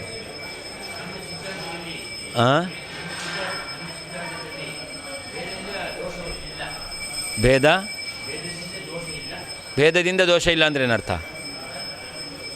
ಭೇದದಿಂದ ದೋಷ ಇಲ್ಲ ಅಂದರೆ ಏನರ್ಥ? ವಾಕ್ಯದಿಂದ ಭೇದಜ್ಞಾನ ಬಂದಿರೋದು, ಆ ವಾಕ್ಯದಿಂದ ಅರ್ಥಜ್ಞಾನ ಬರಬೇಕಾದ್ರೆ ದೋಷ ಇದ್ದರೆ ಆವಾಗ ಯಥಾರ್ಥಜ್ಞಾನ ಬರುತ್ತೆ. ಅದನ್ನು ಹೇಳ್ತಾ ಇದ್ದಾರೆ. ವಾಕ್ಯದಿಂದ ಭೇದಜ್ಞಾನ ಬಂದಿದೆ, ಆದರೆ ದೋಷ ಇರೋದರಿಂದಾಗಿ ಅಪವಾದ ಎಂಬತಕ್ಕಂಥದ್ದಿದೆ. ಅಪವಾದ ಇರೋದರಿಂದಾಗಿ ಭೇದಜ್ಞಾನ ಬಂದರೂ ಕೂಡ ಆ ಜ್ಞಾನ ಏನಾಗಬೇಕಾಗಿಲ್ಲ? ಪ್ರಮಾಣ ಆಗಬೇಕಾಗಿಲ್ಲ ಅಂತ ಪ್ರಶ್ನೆ ಮಾಡ್ತಾ ಇದ್ದಾರೆ.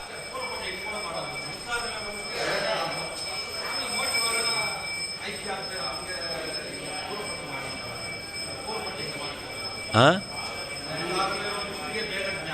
ಹಾಂ, ನೀವು ಹೇಳ್ಬೋದು, ಆದರೆ ಎಲ್ಲಿಯೂ ಎರಡಿದ್ದದ್ದು ಒಂದಾದದ್ದು ಇಲ್ಲ.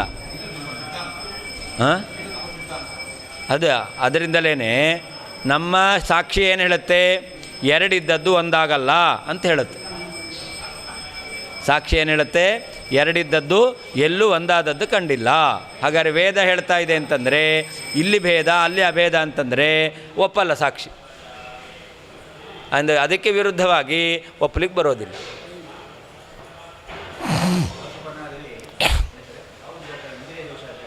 ಯಾವುದು?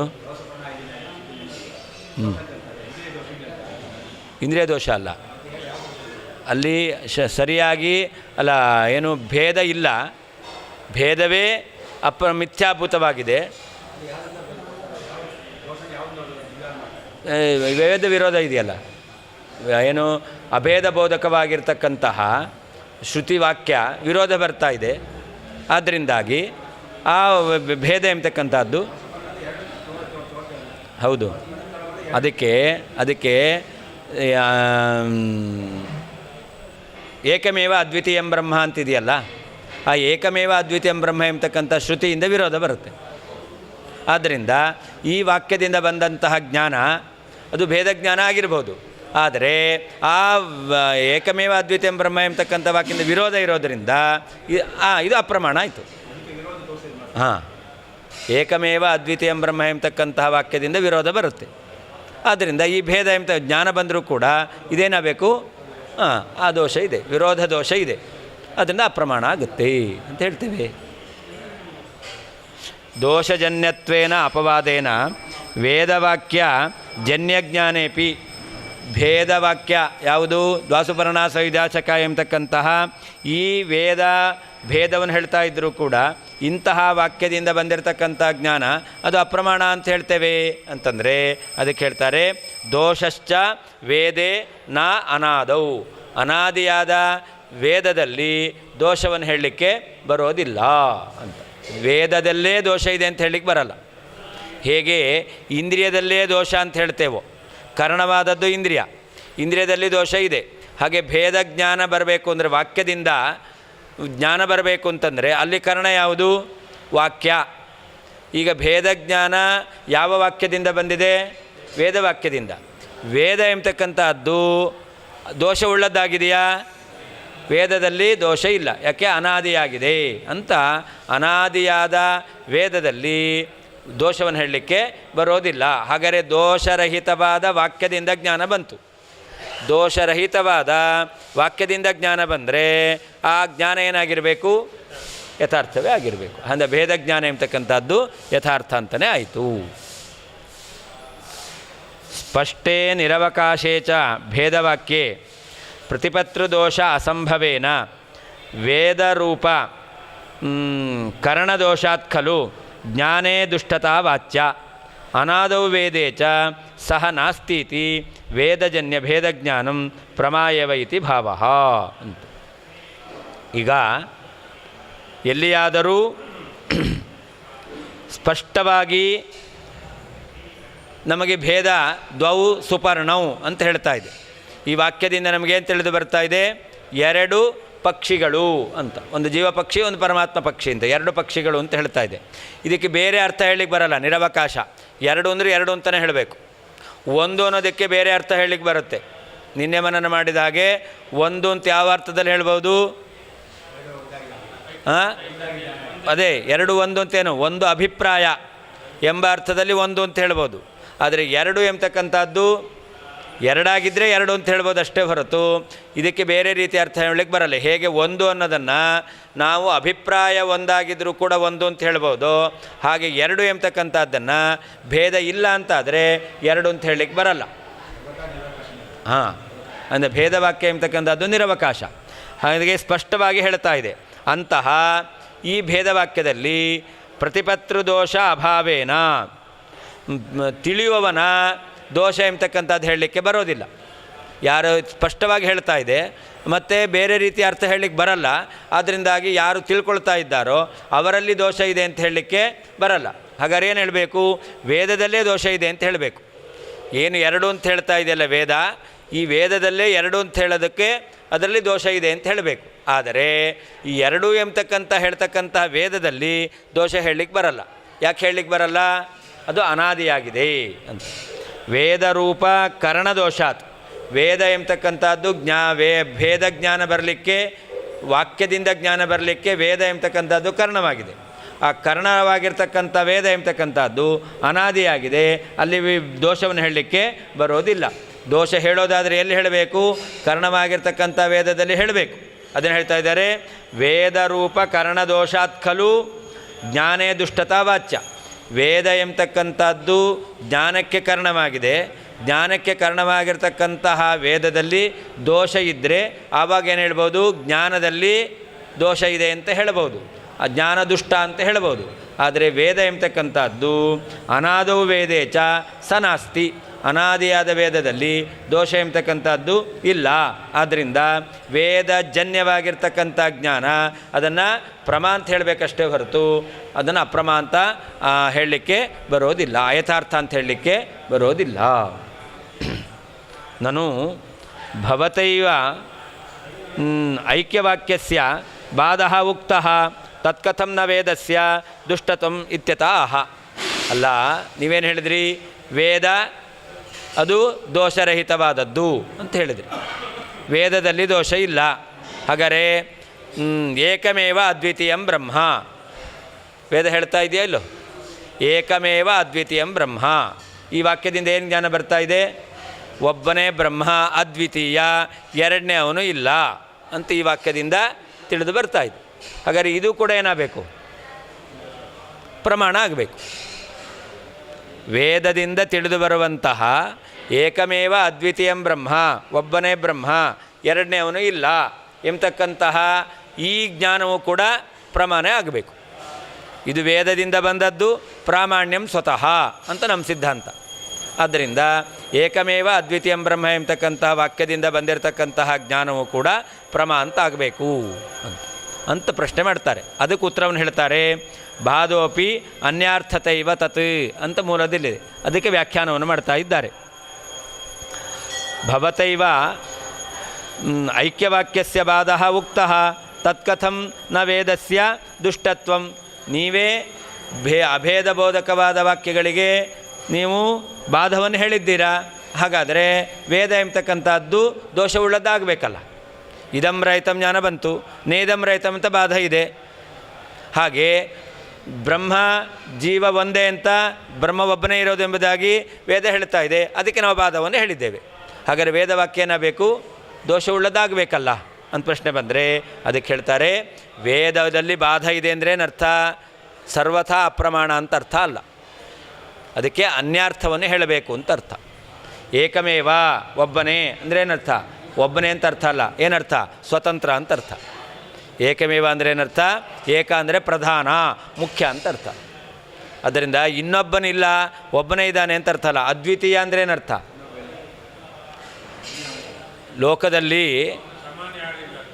ಲೋಕದಲ್ಲಿ ವಾಕ್ಯ ಇದೆ, ಈ ಎತ್ತಿಗೆ ಇನ್ನೊಂದು ದ್ವಿತೀಯವಾದದ್ದು ಬೇಕು, ಈ ಎತ್ತಿಗೆ ದ್ವಿತೀಯವಾದದ್ದು ಬೇಕು ಅಂತ ಹೇಳ್ತಾರೆ.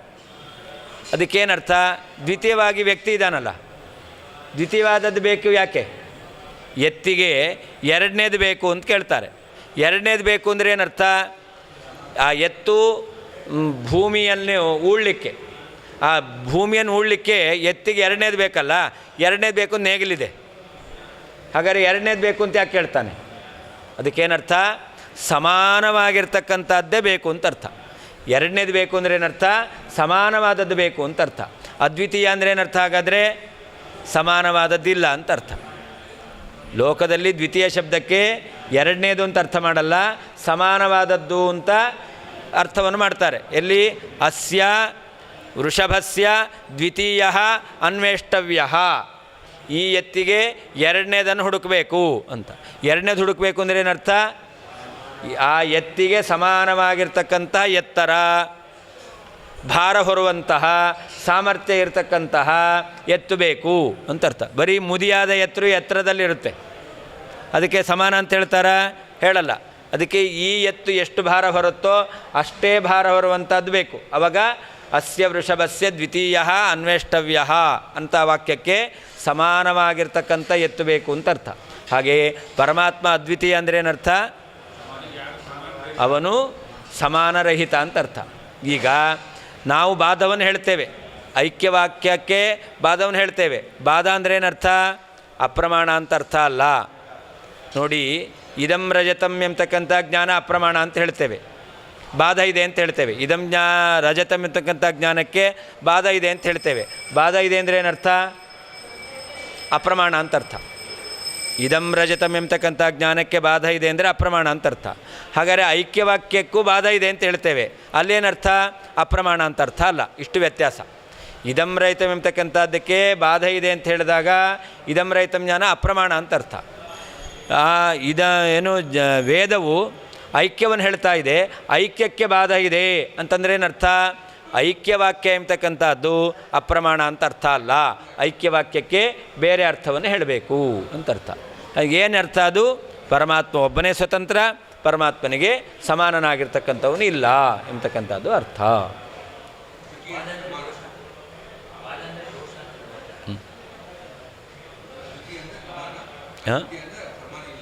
ಅದ್ವಿತೀಯ, ಅಸಮಾನ, ಸಮಾನರಹಿತ.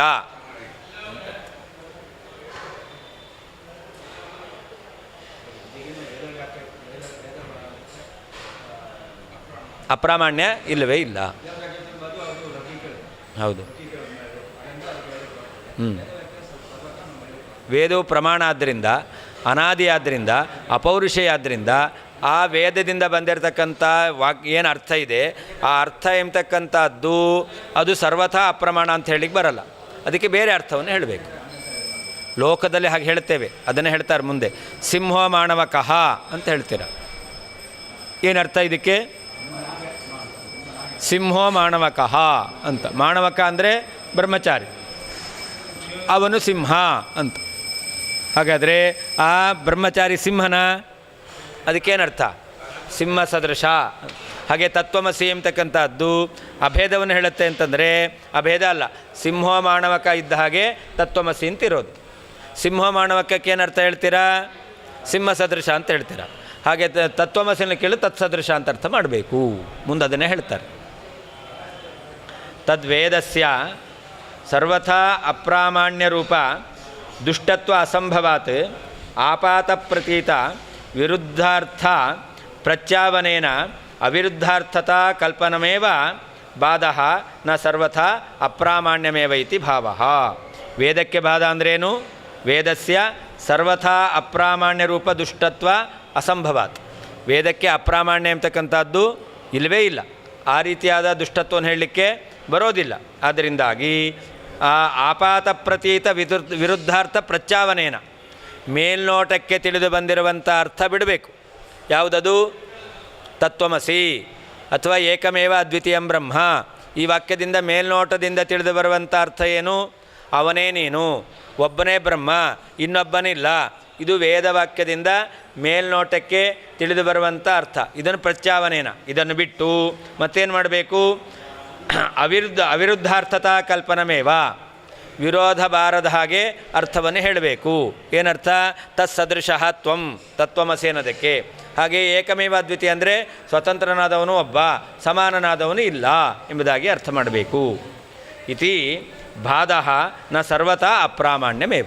ವೇದವಾಕ್ಯಕ್ಕೆ ಸರ್ವಥಾ ಅಪ್ರಾಮಾಣ್ಯ ಎಂಬತಕ್ಕಂಥದ್ದು ಇಲ್ಲವೇ ಇಲ್ಲ.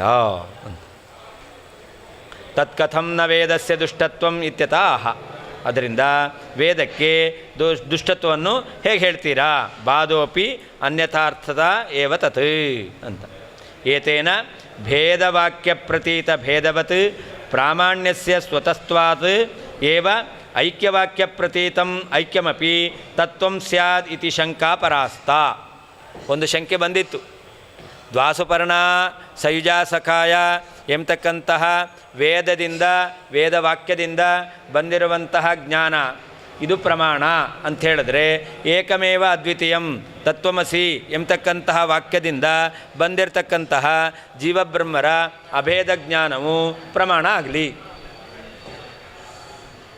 ತತ್ವಮಸಿ ಎಂಬತಕ್ಕಂತಹ ವಾಕ್ಯದಿಂದ ಅಥವಾ ಏಕಮೇವ ಅದ್ವಿತೀಯಂ ಬ್ರಹ್ಮ ಎಂಬತಕ್ಕಂಥ ವಾಕ್ಯದಿಂದ ಬಂದಿರುವ ಜ್ಞಾನವು ಕೂಡ ಪ್ರಮಾಣ ಆಗಲಿ. ಯಾಕೆ? ಭೇದಬೋಧಕವಾದ ವಾಕ್ಯದಿಂದ ಬಂದಿರುವಂಥ ಜ್ಞಾನ ಅದು ಪ್ರಮಾಣ, ಅದು ವೇದದಿಂದ ಬಂದದ್ದು. ಅಭೇದ ಜ್ಞಾನವು ಕೂಡ ಯಾವುದರಿಂದ ಬಂದದ್ದು?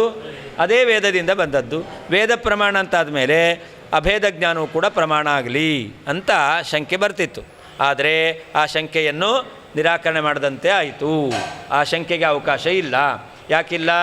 ಪೂರ್ವೋತ್ತರ ವಿರುದ್ಧಸ್ಯ ಅತಯೇವ ವಾಕ್ಯ ತಾತ್ಪರ್ಯ ಅಪರಿಜ್ಞಾನಾತ್ ತ್ವಯೈವ ಭ್ರಾಂತ್ಯ ಪ್ರತಿಪನ್ನಸ್ಯ ತ್ವದೈಕ್ಯಸ್ಯ ವಾಕ್ಯಾರ್ಥತ್ವಸ್ಯೈವ ಅಭಾವಾತ್.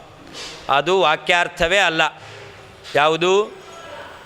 ತತ್ವಮಸಿ ಎಂಬತಕ್ಕಂತಹ ವಾಕ್ಯದಿಂದ ಬಂದಿರತಕ್ಕಂತಹ ಅವನೇ ಬ್ರಹ್ಮ ಅಥವಾ ನೀನು ಬ್ರಹ್ಮ ಎಂಬುದಾಗಿ ಹೇಳ್ತಕ್ಕಂತಹ ಅರ್ಥ ಇದೆಯಲ್ಲ, ಇದು ವಾಕ್ಯಾರ್ಥವೇ ಅಲ್ಲ.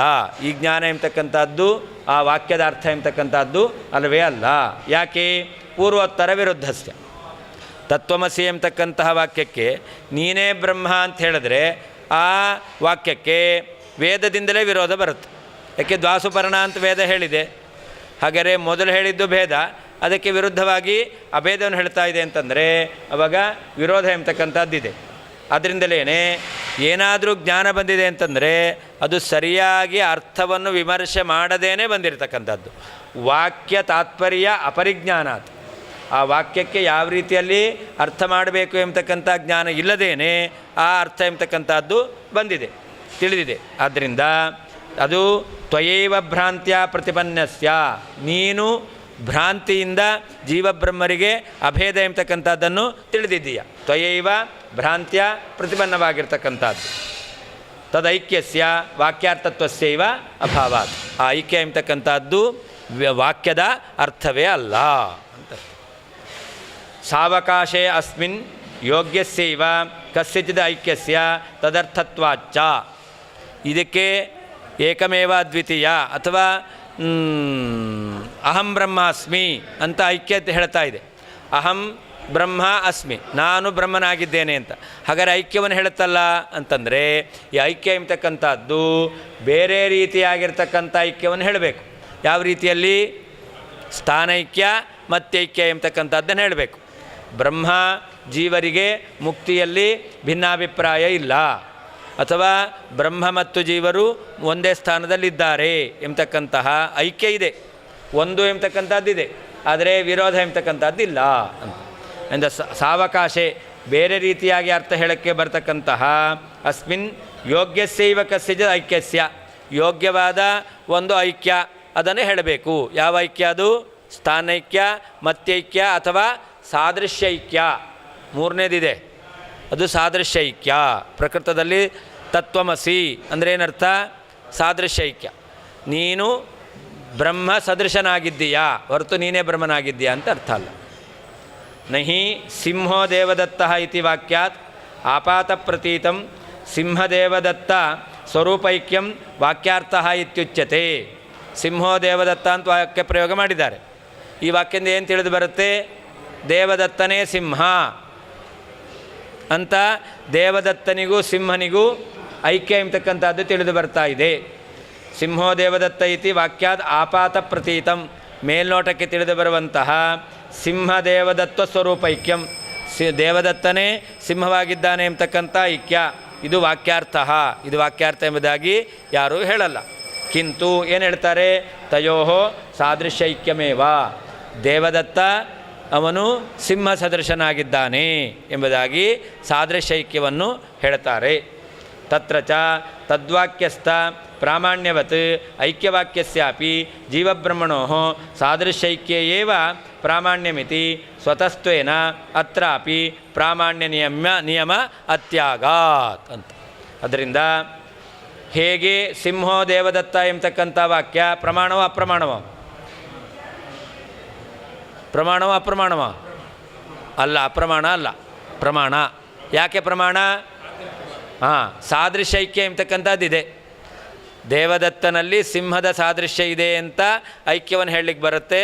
ಆದ್ದರಿಂದ ಆ ವಾಕ್ಯ ಎಂಬತಕ್ಕಂಥದ್ದು ಪ್ರಮಾಣವೇ ಆಗಿದೆ. ಅದರಿಂದ ತದ್ವಾಕ್ಯಸ್ಥ ಪ್ರಾಮಾಣ್ಯವತ್, ಆ ವಾಕ್ಯದಿಂದ ಜ್ಞಾನ ಬಂದಿದೆ, ಆ ಜ್ಞಾನ ಎಂಬತಕ್ಕಂಥದ್ದು ಪ್ರಮಾಣವೇ ಹೇಗಾಗಿದೆಯೋ ಹಾಗೆ ಐಕ್ಯವಾಕ್ಯಸ್ಯಾಪಿ ತತ್ವಮಸಿ ಎಂಬತಕ್ಕಂತಹ ವಾಕ್ಯ ಐಕ್ಯವನ್ನು ಹೇಳ್ತಾ ಇದೆ.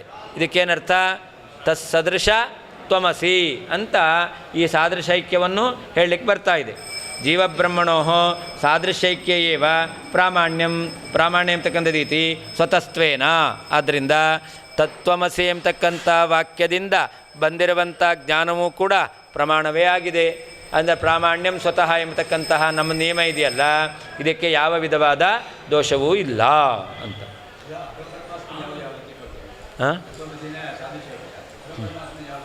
ಅಹಂ ಬ್ರಹ್ಮಾಸ್ಮಿ ಅಂತ ಅಲ್ಲಿ ಪರಮಾತ್ಮನು ಪೂರ್ಣನಾಗಿದ್ದಾನೆ ಅಂತ ಅರ್ಥ. ಅದಕ್ಕೆ ಅಹಂ ಬ್ರಹ್ಮಾಸ್ಮಿ ಅಂದರೆ ನಾನು ಅಂತ ಅರ್ಥ ಅಲ್ಲ. ಅಹಂ ಅಹೇಯನಾದವನು ಯಾರೋ ಅವನು ಗುಣಪೂರ್ಣನಾಗಿದ್ದಾನೆ ಅಂತ ಅರ್ಥ. ಹಾಂ, ಹೌದು. ಅದೇ ವಾಕ್ಯ ಪರ್ಯಾಲೋಚನೆ ಸರಿಯಾಗಿ ಮಾಡಿಲ್ಲ. ಸಹ ಆತ್ಮಾನಮವೈತ್, ಅಹಂ ಬ್ರಹ್ಮಾಸ್ಮಿ ಅಂತಿರೋದು. ಸಹ ಆತ್ಮಾನಮವೈತ್, ಜಗಜ್ಜನ್ಮಾದಿ ಕಾರಣನಾದ ವ್ಯಕ್ತಿ ಇದಾನಲ್ಲ, ಹಿಂದೆ ವಿರೋಧ ಬರುತ್ತೆ. ಅದಕ್ಕೆ ವಿರೋಧ ಬರಬಾರ್ದು. ಅಲ್ಲಿ ಅದಕ್ಕೆ ಹೇಳ್ದಲ್ಲ ಹಿಂದೆ, ವಿರುದ್ಧವಾದ ಅರ್ಥ ಅದನ್ನು ನಾವು ಸರಿಯಾಗಿ ವಿಚಾರ ಮಾಡಬೇಕು. ಪೂರ್ವೋತ್ತರ ವಿರೋಧ ಬರಬಾರ್ದು. ಪೂರ್ವೋತ್ತರ ವಿರೋಧ ಬರುತ್ತೆ. ಸಹ ಆತ್ಮಾನಮವೈತ್ ಅಹಂ ಬ್ರಹ್ಮಾಸ್ಮಿ ಅಂತಿರೋದು. ಅವನು ತನ್ನನ್ನು ತಿಳಿದ, ಅವನು ತನ್ನನ್ನು ಅಹಂ ಬ್ರಹ್ಮಾಸ್ಮಿ ಅಂತ ತಿಳಿದರೆ ನಾನು ಯಾಕೆ ಬ್ರಹ್ಮ ಆಗಬೇಕು? ಪ್ರಶ್ನೆ ಬರುತ್ತಾ ಇಲ್ವೋ? ಹಾಗಾದರೆ ನಾನು ಬ್ರಹ್ಮ ಎಂಬುದಾಗಿ ಆ ವಾಕ್ಯದ ಅರ್ಥ ಅಲ್ಲವೇ ಅಲ್ಲ. ಹೌದು.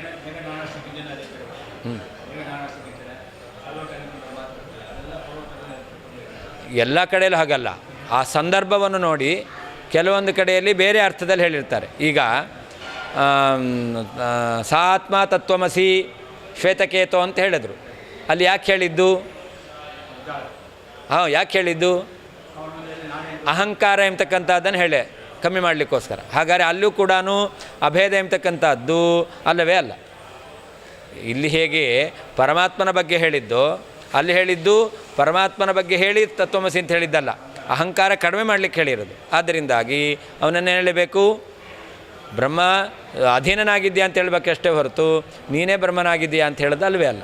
ಅಂದರೆ ಹೀಗೆ ವಿರೋಧ ಎಂಬತಕ್ಕಂಥ ಒಂದೊಂದು ಕಡೆಯಲ್ಲಿ ಒಂದೊಂದು ರೀತಿಯಾದ ವಿರೋಧ ಇದೆ. ಪೂರ್ವೋತ್ತರ ವಿರೋಧವೇ, ಒಂದೇ ರೀತಿಯಾದದ್ದಲ್ಲ, ಬೇರೆ ಬೇರೆ ರೀತಿಯಾದ ವಿರೋಧ.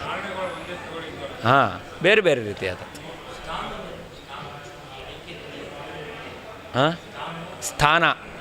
ಸ್ಥಾನ. ಮಠದಲ್ಲಿ ನಾವೆಲ್ಲ ಒಂದಾದೆವು, ಸ್ಥಾನೈಕ್ಯ ಅಂತ. ಮತ್ಯೈಕ್ಯ ಅಣ್ಣ ತಮ್ಮ ಒಂದಾದರು. ಅಣ್ಣ ತಮ್ಮಂದರೆ ಅಭಿಪ್ರಾಯ ಬೇರೆ ಬೇರೆ ಇತ್ತು, ಆಮೇಲೆ ಭಿನ್ನಾಭಿಪ್ರಾಯ ಹೋಯಿತು, ಅಣ್ಣ ತಮ್ಮ ಒಂದಾದರು. ಅದು ಸಾದೃಶ್ಯ, ಅದು ಮತ್ಯೈಕ್ಯ. ಸ್ಥಾನೈಕ್ಯ, ಮತ್ಯೈಕ್ಯ, ಸಾದೃಶ್ಯೈಕ್ಯ, ಸಿಂಹೋ ಮಾಣವಕಃ ಅಂತ 3 ರೀತಿಯಾದ ಐಕ್ಯ ಅಂತ. ಇನ್ನು ಈ 3 ಅರ್ಥ ಮಾಡ್ಕೊಳ್ಳಿಕ್ಕೆ ಕಷ್ಟ ಆಗುತ್ತೆ. ಭೇದವಾಕ್ಯೇತು ಅರ್ಥಾಂತರೇ ಪ್ರಾಮಾಣ್ಯ ಅಸಂಭವಾತ್. ಭೇದವನ್ನು ಹೇಳ್ತಾರಲ್ಲ, ದ್ವಾಸುಪರ್ಣ ಸಯುಜಾಸಕಾಯ, ಇದಕ್ಕೆ ಬೇರೆ ಅರ್ಥದಲ್ಲಿ ಪ್ರಾಮಾಣ್ಯ ಇದೆಯಾ? ಹೇಗೆ ಮತ್ಯೈಕ್ಯದಲ್ಲಿ ಪ್ರಾಮಾಣ್ಯ ಇದೆ, ಸ್ಥಾನೈಕ್ಯದಲ್ಲಿ ಪ್ರಾಮಾಣ್ಯ ಇದೆ, ಸಾದೃಶ್ಯೈಕ್ಯದಲ್ಲಿ ಪ್ರಾಮಾಣ್ಯ ಇದೆ. ಹಾಗೇ ದ್ವಾಸುಪರ್ಣ ಎಂಬುದಾಗಿ ಭೇದ ಇದೆಯಲ್ಲ, ಬೇರೆ ಅರ್ಥ ಹೇಳಿದ್ರೆ ಪ್ರಾಮಾಣ್ಯ ಇದೆಯಾ? ಇಲ್ಲ. ಆದ್ದರಿಂದಾಗಿ ಭೇದವಾಕ್ಯದಿಂದ ಬಂದಿರತಕ್ಕಂಥ ಜ್ಞಾನ ಅದು ಪ್ರಮಾಣ ಅಂತ ಹೇಳಲೇಬೇಕು ಅಂತ. ಭೇದರೂಪಾರ್ಥ ಏವ ಸ್ವತಸ್ತ್ವಬಲಾತ್ ಪ್ರಾಮಾಣ್ಯಮಿತಿ ನ ಭೇದವಾಕ್ಯಸ್ಯ ಐಕ್ಯ ಪ್ರತಿಬಂಧೀತಿ ಭಾವ. ಆದ್ದರಿಂದ ಭೇದವಾಕ್ಯಕ್ಕೆ ಐಕ್ಯವನ್ನು ಹೇಳ್ತಕ್ಕಂಥ ವಾಕ್ಯಗಳಿದೆಯಲ್ಲ, ಅದು ಪ್ರತಿಬಂಧಿ ಆಗೋದೇ ಇಲ್ಲ. ಭೇದಬೋಧಕವಾಗಿರ್ತಕ್ಕಂಥ ವಾಕ್ಯಗಳಿಗೆ ಅಭೇದ ಬೋಧಕವಾಗಿರ್ತಕ್ಕಂಥ ವಾಕ್ಯಗಳು ಪ್ರತಿಸ್ಪರ್ಧಿಗಳು ಆಗಲಿಕ್ಕೆ ಸಾಧ್ಯವೇ ಇಲ್ಲ. ಆದ್ದರಿಂದ ಭೇದಬೋಧಕ ವಾಕ್ಯದಿಂದ ಜೀವಬ್ರಹ್ಮರಿಗೆ ಭೇದವೇ ಸಿದ್ಧವಾಗುತ್ತೆ. ಆದ್ದರಿಂದ ಎಲ್ಲ ಮತಗಳು ಕೂಡ ವೇದದಿಂದಲೇ ನಿರ್ಣೀತವಾಗಿರ್ತಕ್ಕಂಥ ಮತ.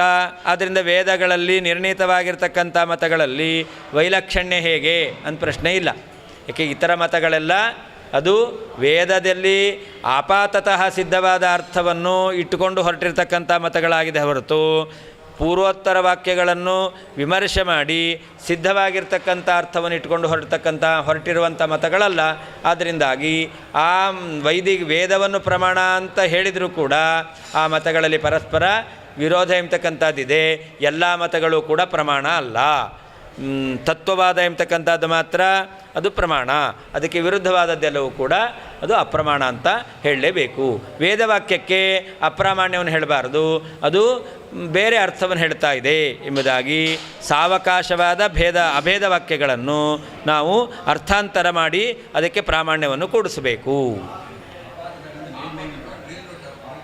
ಮೇಲ್ಮೇಲಿಂದ ತಿಳಿದು ಬರುವ. ಸಿಂಹೋ ಮಾಣವಕಃ, ಮೇಲಿಂದ ತಿಳಿದು ಬರುವಂಥ ಅರ್ಥ ಏನು? ಮಾಣವಕನೇ ಸಿಂಹ. ಶುಕ್ಲಃ ಪಟಃ, ಏನರ್ಥ? ಬಟ್ಟೆಯೇ ಬಿಳಿ. ಹಾಗೆ ಸಿಂಹೋ ಮಾಣವಕಃ. ಪಟಃ ಶುಕ್ಲಃ ಅಂತ ಹೇಳಿದಾಗ ಹೇಗೆ ಜ್ಞಾನ ಬರುತ್ತೋ, ಸಿಂಹ ಮಾಣವಕ ಅಂತ ಹೇಳಿದಾಗ ಅದೇ ರೀತಿಯ ಜ್ಞಾನ ಬರುತ್ತೆ ಅಂತ ಅಂದ್ಕೊಳ್ತೇವೆ. ಇದು ಆಪಾತತಃ ತಿಳಿದು ಬರುವಂಥ ಅರ್ಥ. ಯಾಕೆ? ಮಾಣವಕನಲ್ಲಿ ಸಿಂಹದ ಅಭೇದ ಹೇಳಲಿಕ್ಕೆ ಬರಲ್ಲ, ಬಾಧಿತವಾಗಿದೆ ಅಂತ.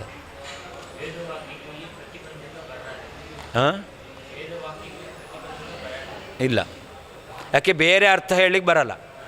ಭೇದ ವಾಕ್ಯಗಳಿಗೆ ಬೇರೆ ಅರ್ಥವನ್ನು ಹೇಳಲಿಕ್ಕೆ ಬರಲ್ಲ. ಆದ್ದರಿಂದಾಗಿ ಭೇದವನ್ನು ಭೇದ ಅಂತಲೇ ಹೇಳಬೇಕು. ಅಭೇದಕ್ಕೆ ಬೇರೆ ಅರ್ಥವನ್ನು ಹೇಳಲಿಕ್ಕೆ ಬರುತ್ತೆ. ಆದ್ದರಿಂದಾಗಿ ವೇದ ಅಭೇದ ಅಂತ ಹೇಳಿದೆ ಅಂತಂದರೆ ಅದಕ್ಕೆ ಅಪ್ರಾಮಾಣ್ಯವನ್ನು ಹೇಳದೇನೆ ಬೇರೆ ಅರ್ಥವನ್ನು ಹೇಳಬೇಕು. ಇಷ್ಟು ವ್ಯತ್ಯಾಸ. ದೋಷಾದ್ಯ ಪ್ರತಿರುದ್ಧೇನ ಜ್ಞಾನಗ್ರಾಹಕ ಸಾಕ್ಷಿಣ ಸ್ವತಸ್ತ್ವಂ ಜ್ಞಾನಮಾನತ್ವ ನಿರ್ಣೀತಿ ನಿಯಮೋಹಿನಃ. ಹಿಂದೆ ಪ್ರಾಮಾಣ್ಯಂ ಸ್ವತಃ ಅಂತ ಹೇಳಿದ್ರು. ಪ್ರಾಮಾಣ್ಯಂ ಸ್ವತಃ ಅಂದರೆ ಏನರ್ಥ? ಎಲ್ಲ ಕಡೆಯಲ್ಲೂ ಪ್ರಾಮಾಣ್ಯವನ್ನೇ ಸಾಕ್ಷಿ ಗ್ರಹಿಸುತ್ತೆ ಅಂತ ಅರ್ಥನಾ ಅಂತ ಪ್ರಶ್ನೆ ಬರುತ್ತೆ. ಪ್ರಾಮಾಣ್ಯಂ ಸ್ವತಃ ಅಂತಂದರೆ ಜ್ಞಾನ ಬಂದಾಗ ಜ್ಞಾನದಲ್ಲಿ ಪ್ರಾಮಾಣ್ಯ ಎಂಬತಕ್ಕಂಥದ್ದು ಹುಟ್ಟುತ್ತೆ ಅಂತ. ಜ್ಞಾನ ಬಂದಾಗ ಜ್ಞಾನದಲ್ಲಿ ಪ್ರಾಮಾಣ್ಯ ಹುಟ್ಟುತ್ತೆ. ಹಾಗಾದರೆ ಎಲ್ಲೆಲ್ಲಿ ಜ್ಞಾನ ಬರುತ್ತೋ ಅಲ್ಲೆಲ್ಲ ಕಡೆಯಲ್ಲೂ ಕೂಡ ಜ್ಞಾನದಲ್ಲಿ ಪ್ರಾಮಾಣ್ಯ ಎಂಬತಕ್ಕಂಥದ್ದು ಹುಟ್ಟುತ್ತಾ ಅಂತ ಪ್ರಶ್ನೆ ಬರುತ್ತೆ. ಅದಕ್ಕೆ ಉತ್ತರವನ್ನು ಹೇಳ್ತಾರೆ, ದೋಷಾದಿ ಅಪ್ರತಿರುದ್ಧೇನ ಅಂತ. ಸಾಕ್ಷಿ ಅದಕ್ಕೆ ಪ್ರತಿಬಂಧಕವಾಗಿ ದೋಷಾದಿಗಳು ಇರಬಾರ್ದು. ಸಾಕ್ಷಿಯು ಪ್ರಾಮಾಣ್ಯವನ್ನು ಗ್ರಹಣ ಮಾಡಲಿಕ್ಕೆ ಪ್ರತಿಬಂಧಕವಾದಂತಹ ದೋಷಾದಿಗಳು ಇಲ್ಲ ಅಂತಾದರೆ ಆಗ ಪ್ರತಿಬಂಧಕ ರೂಪ ದೋಷ ಇಲ್ಲದೇ ಇದ್ದಾಗ ಸಾಕ್ಷಿ ಎಂಬತಕ್ಕಂಥದ್ದು ಪ್ರಾಮಾಣ್ಯವನ್ನು ಗ್ರಹಿಸುತ್ತೆ. ಹಾಗಾದರೆ ಸಾಕ್ಷಿ ಪ್ರಾಮಾಣ್ಯಂ ಗೃಹ್ಯತೆ, ಸಾಕ್ಷಿಣ ಪ್ರಾಮಾಣ್ಯಂ ಗೃಹ್ಯತೆ ಅಂತ. ಸಾಕ್ಷಿ ಪ್ರಾಮಾಣ್ಯಂ ಗೃಹ್ಣಾತಿ, ಇದು ಉತ್ಸರ್ಗ ನಿಯಮ. ಸಾಕ್ಷಿಯು ಪ್ರಾಮಾಣ್ಯವನ್ನು ಗ್ರಹಿಸುತ್ತೆ ಎಂಬತಕ್ಕಂಥದ್ದು ಉತ್ಸರ್ಗ ನಿಯಮ. ಯಾವಾಗ ಸಾಕ್ಷಿ ಪ್ರಾಮಾಣ್ಯ ಗ್ರಹಿಸಲ್ಲ? ಎಲ್ಲಿ ಪ್ರತಿಬಂಧಕ ಇರುತ್ತೋ ಅಂಥ ಕಡೆಯಲ್ಲಿ ಸಾಕ್ಷಿ ಎಂಬತಕ್ಕಂಥದ್ದು ಪ್ರಾಮಾಣ್ಯವನ್ನು ಗ್ರಹಿಸೋದಿಲ್ಲ. ಹಾಗಾದರೆ ಸಾಕ್ಷಿಯು ಪ್ರಾಮಾಣ್ಯವನ್ನು ಗ್ರಹಿಸಬೇಕಾದರೆ ಪ್ರತಿಬಂಧಕ ಎಂಬತಕ್ಕಂಥದ್ದು ಇರಬಾರ್ದು. ಪ್ರತಿಬಂಧಕ ಇಲ್ಲದೇ ಇದ್ದಾಗ, ಪ್ರತಿಬಂಧಕಾಭಾವ ಕಾರಣ ಅಲ್ಲ, ಪ್ರತಿಬಂಧಕ ಇಲ್ಲದೇ ಇದ್ದಾಗ ಸಾಕ್ಷಿ ಎಂಬತಕ್ಕಂಥದ್ದು ಪ್ರಾಮಾಣ್ಯವನ್ನು ಗ್ರಹಿಸುತ್ತೆ ಎಂಬುದಾಗಿ ನಾವು ಹೇಳ್ತೇವೆ ಅಂತ. ಇದು ಸಾಕ್ಷಿಯಲ್ಲಿ ಮಾತ್ರ. ಸಾಕ್ಷಿಯು ಪ್ರಾಮಾಣ್ಯವನ್ನು ಗ್ರಹಿಸಬೇಕು ಅಂತಾದರೆ ಪ್ರತಿಬಂಧಕ ಎಂಬತಕ್ಕಂಥದ್ದು ಇರಬಾರದು ಅಂತ. ನೋಡಿ, ಇಂದ್ರಿಯಗಳಿಂದ ಜ್ಞಾನ ಬರುತ್ತೆ, ಇಂದ್ರಿಯಗಳಿಂದ ಜ್ಞಾನ ಬರುತ್ತೆ. ಆದರೆ ಆ ಇಂದ್ರಿಯಗಳಿಂದ ಜ್ಞಾನ ಬಂದಾಗ ಜ್ಞಾನದಲ್ಲಿ ಪ್ರಾಮಾಣ್ಯ ಎಂಬತಕ್ಕಂಥದ್ದು ಹುಟ್ಟಲ್ಲ. ಜ್ಞಾನ ಹುಟ್ಟುತ್ತೆ, ಪ್ರಾಮಾಣ್ಯ ಹುಟ್ಟಲ್ಲ. ಯಾವಾಗ ಹುಟ್ಟಲ್ಲ? ಪ್ರತಿಬಂಧಕವಾದ ದೋಷ ಇದ್ದಾಗ. ಕಣ್ಣಿನಲ್ಲಿ ದೋಷ ಇದ್ದಾಗ ಇದಂ ರಹಿತಂ ಜ್ಞಾನ ಬಂತು, ಆದರೆ ಆ ಜ್ಞಾನದಲ್ಲಿ ಪ್ರಾಮಾಣ್ಯ ಹುಟ್ಟಲ್ಲ. ಯಾಕೆ ಹುಟ್ಟಲ್ಲ? ಕಣ್ಣಿನಲ್ಲಿ ದೋಷ ಇರೋದರಿಂದ. ಅಂದರೆ ಇಂದ್ರಿಯದಿಂದ ಜ್ಞಾನ ಬಂದಿದೆ, ಆದರೆ ದೋಷ ಸಹಕೃತವಾದ ಇಂದ್ರಿಯದಿಂದ ಜ್ಞಾನ ಬಂದಾಗ ಜ್ಞಾನ ಹುಟ್ಟುತ್ತೆ, ಜ್ಞಾನದಲ್ಲಿ ಪ್ರಾಮಾಣ್ಯ ಹುಟ್ಟಲ್ಲ. ಹಾಗೆ ಸಾಕ್ಷಿ ಇದೆಯಲ್ಲ, ಸಾಕ್ಷಿ ಅದು ಜ್ಞಾನವನ್ನು ಗ್ರಹಿಸುತ್ತೆ, ಆದರೆ ಜ್ಞಾನದಲ್ಲಿ ಪ್ರಾಮಾಣ್ಯವನ್ನು ಗ್ರಹಿಸಲ್ಲ. ಸಾಕ್ಷಿ ಜ್ಞಾನವನ್ನು ಗ್ರಹಿಸುತ್ತೆ, ಜ್ಞಾನದಲ್ಲಿ ಪ್ರಾಮಾಣ್ಯವನ್ನು ಗ್ರಹಿಸಲ್ಲ. ಯಾಕೆ ಪ್ರಾಮಾಣ್ಯವನ್ನು ಗ್ರಹಿಸಲ್ಲ ಅಂತಂದರೆ ಅಲ್ಲಿ ಪ್ರತಿಬಂಧಕವಾಗಿರ್ತಕ್ಕಂಥ ದೋಷ ಎಂಬತಕ್ಕಂಥದ್ದಿದೆ. ಪ್ರತಿಬಂಧಕವಾಗಿರ್ತಕ್ಕಂಥ ದೋಷ ಇದ್ದಾಗ ಸಾಕ್ಷಿ ಎಂಬತಕ್ಕಂಥದ್ದು ಜ್ಞಾನವನ್ನು ಮಾತ್ರ ಗ್ರಹಿಸುತ್ತೆ, ದೋಷವನ್ನು ಗ್ರಹಿಸೋದಿಲ್ಲ. ಹಾಗಾದರೆ ಸಾಕ್ಷಿ ಎಂಬತಕ್ಕಂಥದ್ದು ಪ್ರಾಮಾಣ್ಯವನ್ನು ಗ್ರಹಿಸುತ್ತೆ ಎಂಬತಕ್ಕಂಥದ್ದು ನಿಯಮ ಇದೆ.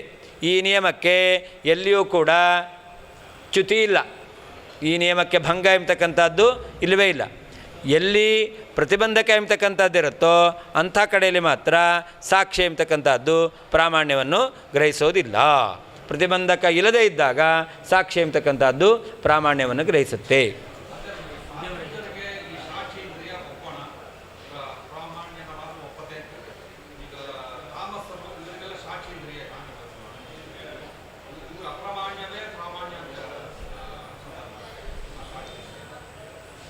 ಅವರ ಸ್ವರೂಪ ಇದೆಯಲ್ಲ ಅದು ಅಯಥಾರ್ಥವೇ, ಅವರ ಸ್ವರೂಪ ಅಯಥಾರ್ಥವೇ. ಹಾಗಾದ್ರೆ ಅವರೇನು ಗ್ರಹಣ ಮಾಡಬೇಕು? ಅಯಥಾರ್ಥವನ್ನೇ ಗ್ರಹಣ ಮಾಡಬೇಕು. ಆದ್ದರಿಂದ ಅವರ ಸಾಕ್ಷಿ ಏನು ಮಾಡ್ತು? ಅಯಥಾರ್ಥವನ್ನೇ ಗ್ರಹಣ ಮಾಡ್ತು. ಹಾಂ, ಅವರ ಸ್ವರೂಪ ಎಂಥದ್ದು? ತಾಮಸ ಸ್ವರೂಪ. ಹಾಗಾದರೆ ತಮೋಗುಣದ ಸ್ವಭಾವ ಏನು? ತಪ್ಪಾಗಿ ತಿಳಿಯೋದು. ಹಾಗಾದರೆ ಅವರ ಇದು ತಪ್ಪಾಗಿ ತಿಳಿಸ್ತು. ಅದರ ಸ್ವಭಾವ ಅದು ತಪ್ಪಾಗಿ ತಿಳಿತಕ್ಕಂಥದ್ದು, ಅದನ್ನು ತಿಳಿದಿದ್ದು. ಅಲ್ಲಿ ಎರಡು ಚೇತನ ಇದೆ, ಎರಡು ಚೇತನ ಇದೆ. ಹಾಂ, ಸಚ್ಚೇತನದ ಸ್ವಭಾವ ಬೇರೆ, ದುಷ್ಟಚೇತನದ ಸ್ವಭಾವ ಬೇರೆ. ಹಾಂ, ಹೌದು, ಅದು ಸಚ್ಚೇತನ, ಆದ್ದರಿಂದಾಗಿ ಅಲ್ಲಿ ಯಥಾರ್ಥ. ಹಾಂ, ಎರಡು ಜೀವ ಇದೆಯಲ್ಲ ಅಲ್ಲಿ. ಹೌದು, ಅಂದು ಒಂದು ಜೀವ ಸಜ್ಜೀವ, ಇನ್ನೊಂದು ಅಸಜ್ಜೀವ.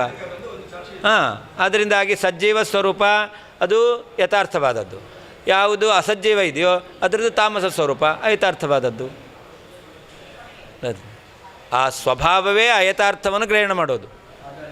ಆದ್ದರಿಂದಾಗಿ ಅದು ಅಯಥಾರ್ಥವನ್ನೇ ಗ್ರಹಣ ಮಾಡುತ್ತೆ.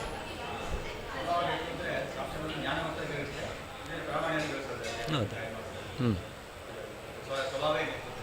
ಸ್ವಭಾವವೇ. ಹಾಂ,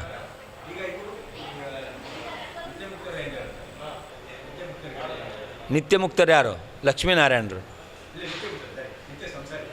ಹಾಂ, ಅವ್ರದ್ದು ಎರಡೂ ರೀತಿಯಲ್ಲಿರುತ್ತೆ. ಕೆಲವು ಕಡೆಯಲ್ಲಿ ಪ್ರಾಮಾಣ್ಯವನ್ನು ಗ್ರಹಣ ಮಾಡುತ್ತೆ, ಕೆಲವು ಕಡೆಯಲ್ಲಿ ಅಪ್ರಾಮಾಣ್ಯವನ್ನು ಗ್ರಹಣ ಮಾಡುತ್ತೆ. ಇದಂ ರಹಿತಂ ಜ್ಞಾನವೂ ಬರುತ್ತೆ, ಇದಂ ಪುಸ್ತಕಂ ಜ್ಞಾನವೂ ಬರುತ್ತೆ. ಅದೇ ಇದೆ, ಅಲ್ಲಿ ಸಾಕ್ಷಿ ಪ್ರಾಮಾಣ್ಯವನ್ನು ಮಾತ್ರ ಗ್ರಹಣ ಮಾಡಿದ್ದು.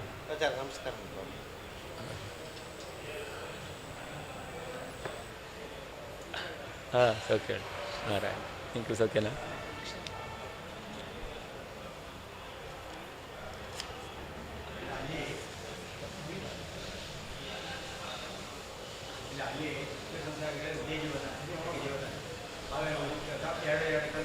ಅದೇ ಹೇಳಿದ್ದು, ಪ್ರಾಮಾಣ್ಯವನ್ನು ಮಾತ್ರ ಗ್ರಹಣ ಮಾಡುತ್ತೆ, ಅಪ್ರಾಮಾಣ್ಯವನ್ನು ಮನಸ್ಸು ಗ್ರಹಣ ಮಾಡಿರುತ್ತೆ.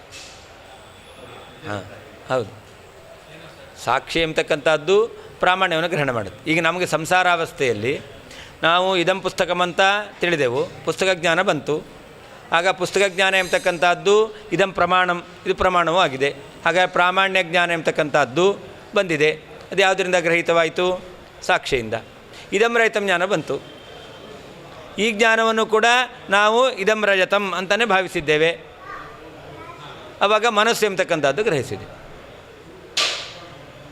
ಆದ್ದರಿಂದ ಅಲ್ಲಿ ಆ ಅಪ್ರಾಮಾಣ್ಯ ಜ್ಞಾನ ಎಂಬತಕ್ಕಂಥದ್ದು ಮನಸ್ಸಿನಿಂದ ಬಂದಿದೆ.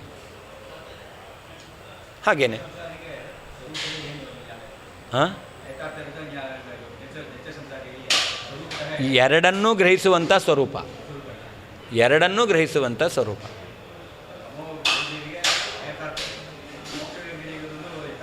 ಹಾಂ, ಹೌದು, ಎರಡನ್ನೂ ಗ್ರಹಿಸುವಂಥದ್ದು.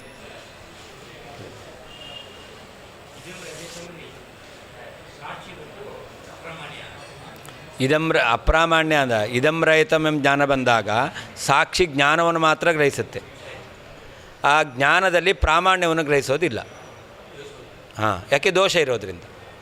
ಎಲ್ಲಿ ದೋಷ ಇರುತ್ತೋ ಅಲ್ಲಿ ಜ್ಞಾನ ಬಂದಾಗ, ಜ್ಞಾನವು ಸಾಕ್ಷಿಯಿಂದ ಗೃಹೀತವಾದಾಗ ಆ ಜ್ಞಾನದಲ್ಲಿ ಪ್ರಾಮಾಣ್ಯ ಎಂಬತಕ್ಕಂಥದ್ದು ಸಾಕ್ಷಿಯಿಂದ ಗೃಹೀತ ಆಗಲ್ಲ. ಯಾಕಾಗಲ್ಲ? ಜ್ಞಾನದಲ್ಲಿ ಪ್ರಾಮಾಣ್ಯ ಇಲ್ಲ.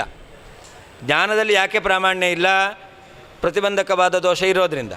ಇಂದ ಜ್ಞಾನದಲ್ಲಿ ಪ್ರಾಮಾಣ್ಯ ಎಂಬತಕ್ಕಂಥದ್ದು ಹುಟ್ಟಲೇ ಇಲ್ಲ. ಆದ್ದರಿಂದಾಗಿ ಜ್ಞಾನದಲ್ಲಿ ಜ್ಞಾನವನ್ನು ಗ್ರಹಿಸಿದರೂ ಕೂಡ ಸಾಕ್ಷಿ ಜ್ಞಾನದಲ್ಲಿರುವಂತಹ ಪ್ರಾಮಾಣ್ಯ ಇಲ್ಲ. ಆದ್ದರಿಂದಾಗಿ ಆ ಪ್ರಾಮಾಣ್ಯವನ್ನು ಗ್ರಹಿಸಿರೋದೇ ಇಲ್ಲ. ಹಾಗೆ ಇದಂ ರಹಿತಂ ಜ್ಞಾನ ಬಂದಾಗ ಸಾಕ್ಷಿ ಏನನ್ನು ಗ್ರಹಿಸಿರುತ್ತೆ? ಉದಾಹರಣೆ ಮುಂದೆ ಕೊಡ್ತಾರೆ. ಇದಕ್ಕಿಂತ ಇನ್ನೊಂದು, ದೂರದಲ್ಲಿರ್ತಕ್ಕಂಥ ಎರಡು ಮರ ಏನು ಕಾಣಿಸುತ್ತೆ? ಒಂದೇ ಮರ ಅಂತ ಕಾಣಿಸುತ್ತೆ. ಎರಡು ಮರ ಕಂಡಾಗ ಏನಂತ ಕಾಣಿಸುತ್ತೆ? ಒಂದೇ ಮರ ಅಂತ ಕಾಣಿಸುತ್ತೆ. ಹೌದಲ್ವೋ?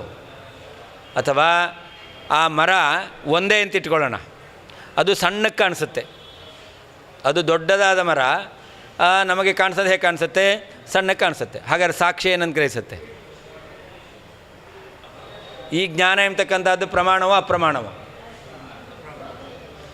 ನಮಗೆ ದೂರದಲ್ಲಿರ್ತಕ್ಕಂತಹ ಮರ ಅದು ಸಣ್ಣಕ್ಕೆ ಇದೆ ಅಂತ ಕಂಡಿದೆ.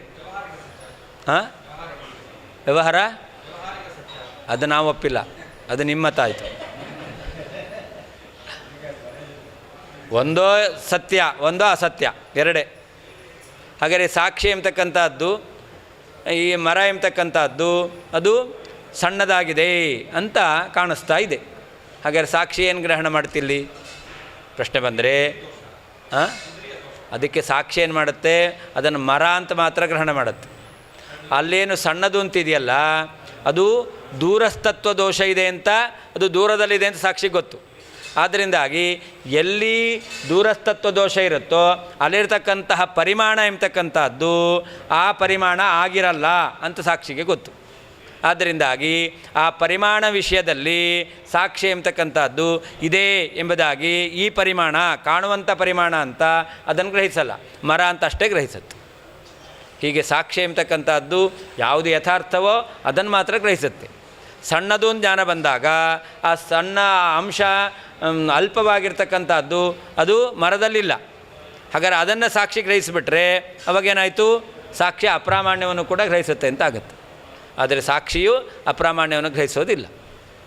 ಹಾಗಾದರೆ ಆ ಮರದಲ್ಲಿರ್ತಕ್ಕಂತಹ ಏನು ಅಲ್ಪ ಎಂದಿದೆ ಅದನ್ನು ಮಾತ್ರ ಸಾಕ್ಷಿ ದೂರಸ್ಥತ್ವ ದೋಷ ಇರೋದರಿಂದಾಗಿ ಆ ಅಂಶದಲ್ಲಿ ಅದು ತಟಸ್ಥವಾಗಿರುತ್ತೆ. ಯಾಕೆ ಇಲ್ಲಿ ದೋಷ ಇದೆ, ಅದನ್ನು ಗ್ರಹಿಸಬಾರದು ಅಂತ ಸಾಕ್ಷಿ ಅದು ವಿಚಾರ ಮಾಡಿ ತಿಳಿದಿದೆ.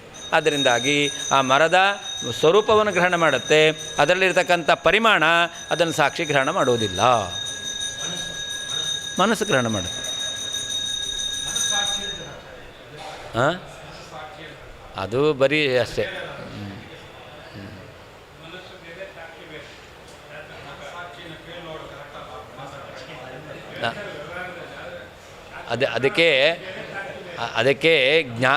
ಅದಕ್ಕೆ ಜ್ಞಾನರೂಪವಾದ ಸಾಕ್ಷಿ ಅಂತ ಅರ್ಥ ಮಾಡಬೇಕು. ಮನ ಅಂತಂದರೆ ಜ್ಞಾನ ಅಂತ ಅರ್ಥ. ಮನೋ ಅವಬೋಧನೆ ಅಂದರೆ ಜ್ಞಾನರೂಪವಾದ ಸಾಕ್ಷಿಯಿಂದ ವಿಚಾರ ಮಾಡು, ಏನು ಹೇಳುತ್ತೆ ಹೇಳು ಅಂತ. ಅದಕ್ಕೆ ಮನಸ್ಸಾಕ್ಷಿ ಏನು ಅಂತ ಹೇಳ್ತಾರೆ. ಅದರಿಂದ ತಪ್ಪನ್ನು ಗ್ರಹಿಸಲ್ಲ ಅದು, ಅದರಿಂದ ಮನಸ್ಸಾಕ್ಷಿ ಹೇಳು ಅಂತ ಹೇಳ್ತೇವೆ ನಾವು. ಈ ಸಾಕ್ಷಿಯೇ ಮನಸ್ಸಾಕ್ಷಿ ಅಂತ ಹೇಳ್ತೇವೆ. ಯಾಕೆ? ಅದು ಜ್ಞಾನರೂಪವಾದದ್ದು, ಅದನ್ನು ಮನಸ್ಸಾಕ್ಷಿ ಅಂತ ಹೇಳ್ತೇವೆ. ತಮಿಳ್ನಾಡವರಿಗೆ ಚೆನ್ನಾಗಿ ಮನಸ್ಸಾಕ್ಷಿ ಬಗ್ಗೆ ಅರ್ಥ ಗೊತ್ತು, ಅದಕ್ಕೆ ಮನಸ್ಸಾಕ್ಷಿ ಅಂತ ಹೇಳ್ತಾರೆ.